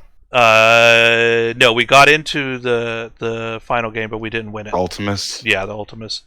Yeah, we got into it, but we didn't win it. But bruh. Yeah. So this will be your first Sim League ring. Hopefully. Yeah, I want to watch that now. What position are you? I was linebacker during the regular season, but Powell and Van told me they moved me to defensive back. So I think I'm like safety now for the rest of the off season or the postseason. Nice. He's setting the tone in the back end. Right. And there's Powell now. Powell, yeah, Powell's in chat. Am I strong safety, free safety? Do you know? Maybe they can tell us. But let's see here. What else? Yeah, you're making me feel spoiled. I won my first Sim League ring in that league with the Vipers a while ago. Strong safety. Nice. Oh, nice. Yeah, a lot of crossover between the two leagues. We love TLK. He's always been a super supportive member of this league, and when he was super involved, and then when that league started, he's done an amazing job with that community. He's actually been a source of some of my ideas. Not surprising, he is really smart. But when they brought in the Axis employee to their stream, I immediately was like, hold up, Rich got us on his podcast. Let's see if he wants to come on our stream. Nice. And we had that one stream with Danny B and I and Rich. So, maybe this playoff's coming up. I want to get a guy named Chris Jardine. Folks who play Out of the Park know who that is. I've heard that before. He's kind of the perfect team. Yes. Representative of Out of the Park and just a staunch supporter of us for twice now. Once on their channel, once on the MLB channel, he went on a 1-minute rant talking about how people need to check us out, how we're a well-run community. Chris has been, so we need to get him on a stream. That would be really cool. He's obviously very familiar with Out of the Park, so he won't have any issues calling the games with us. So stay tuned for that. That's going to be my homework between now and playoffs. Love me some Chris Jardine. So it'd be dope to get him in here. And it looks like that we are done with the upload, so I'm just going to go ahead and pull up the index here on the stream, and we're going to just make sure everything is up to date here.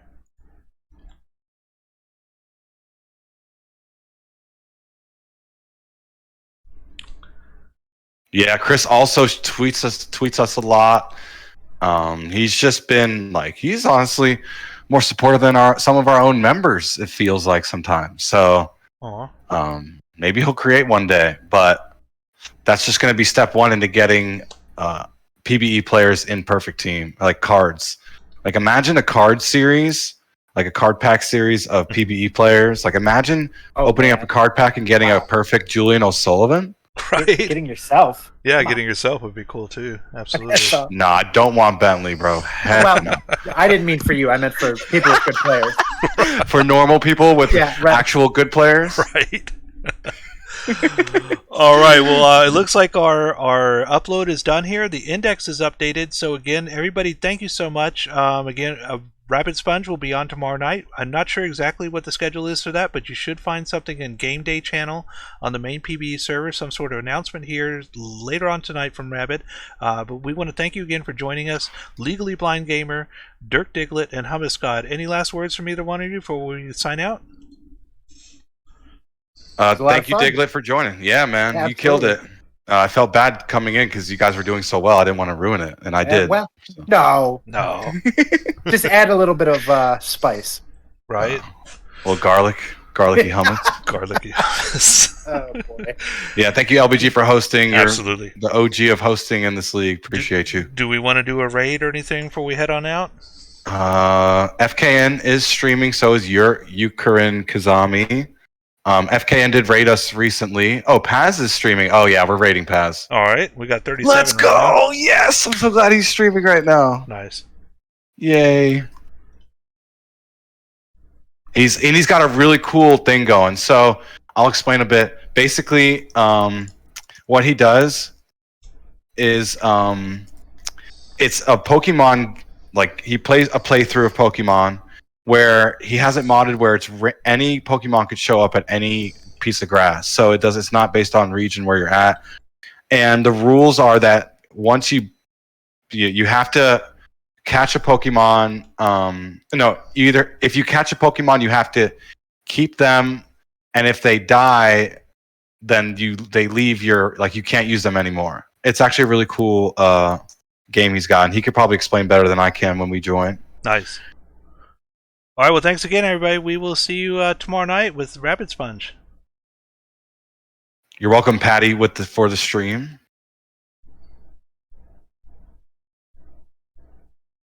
How long till double media? Not sure. That's not my arena. There's a guy named Joe who runs that. And yeah, we're going to raid now. Thank you all for joining. Thank you.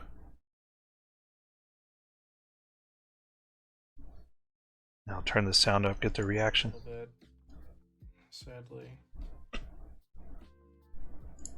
Oh, yo. We're done? People. Thanks Almost. for coming by, and whoever rated me. I know Hummus and LBG were on there.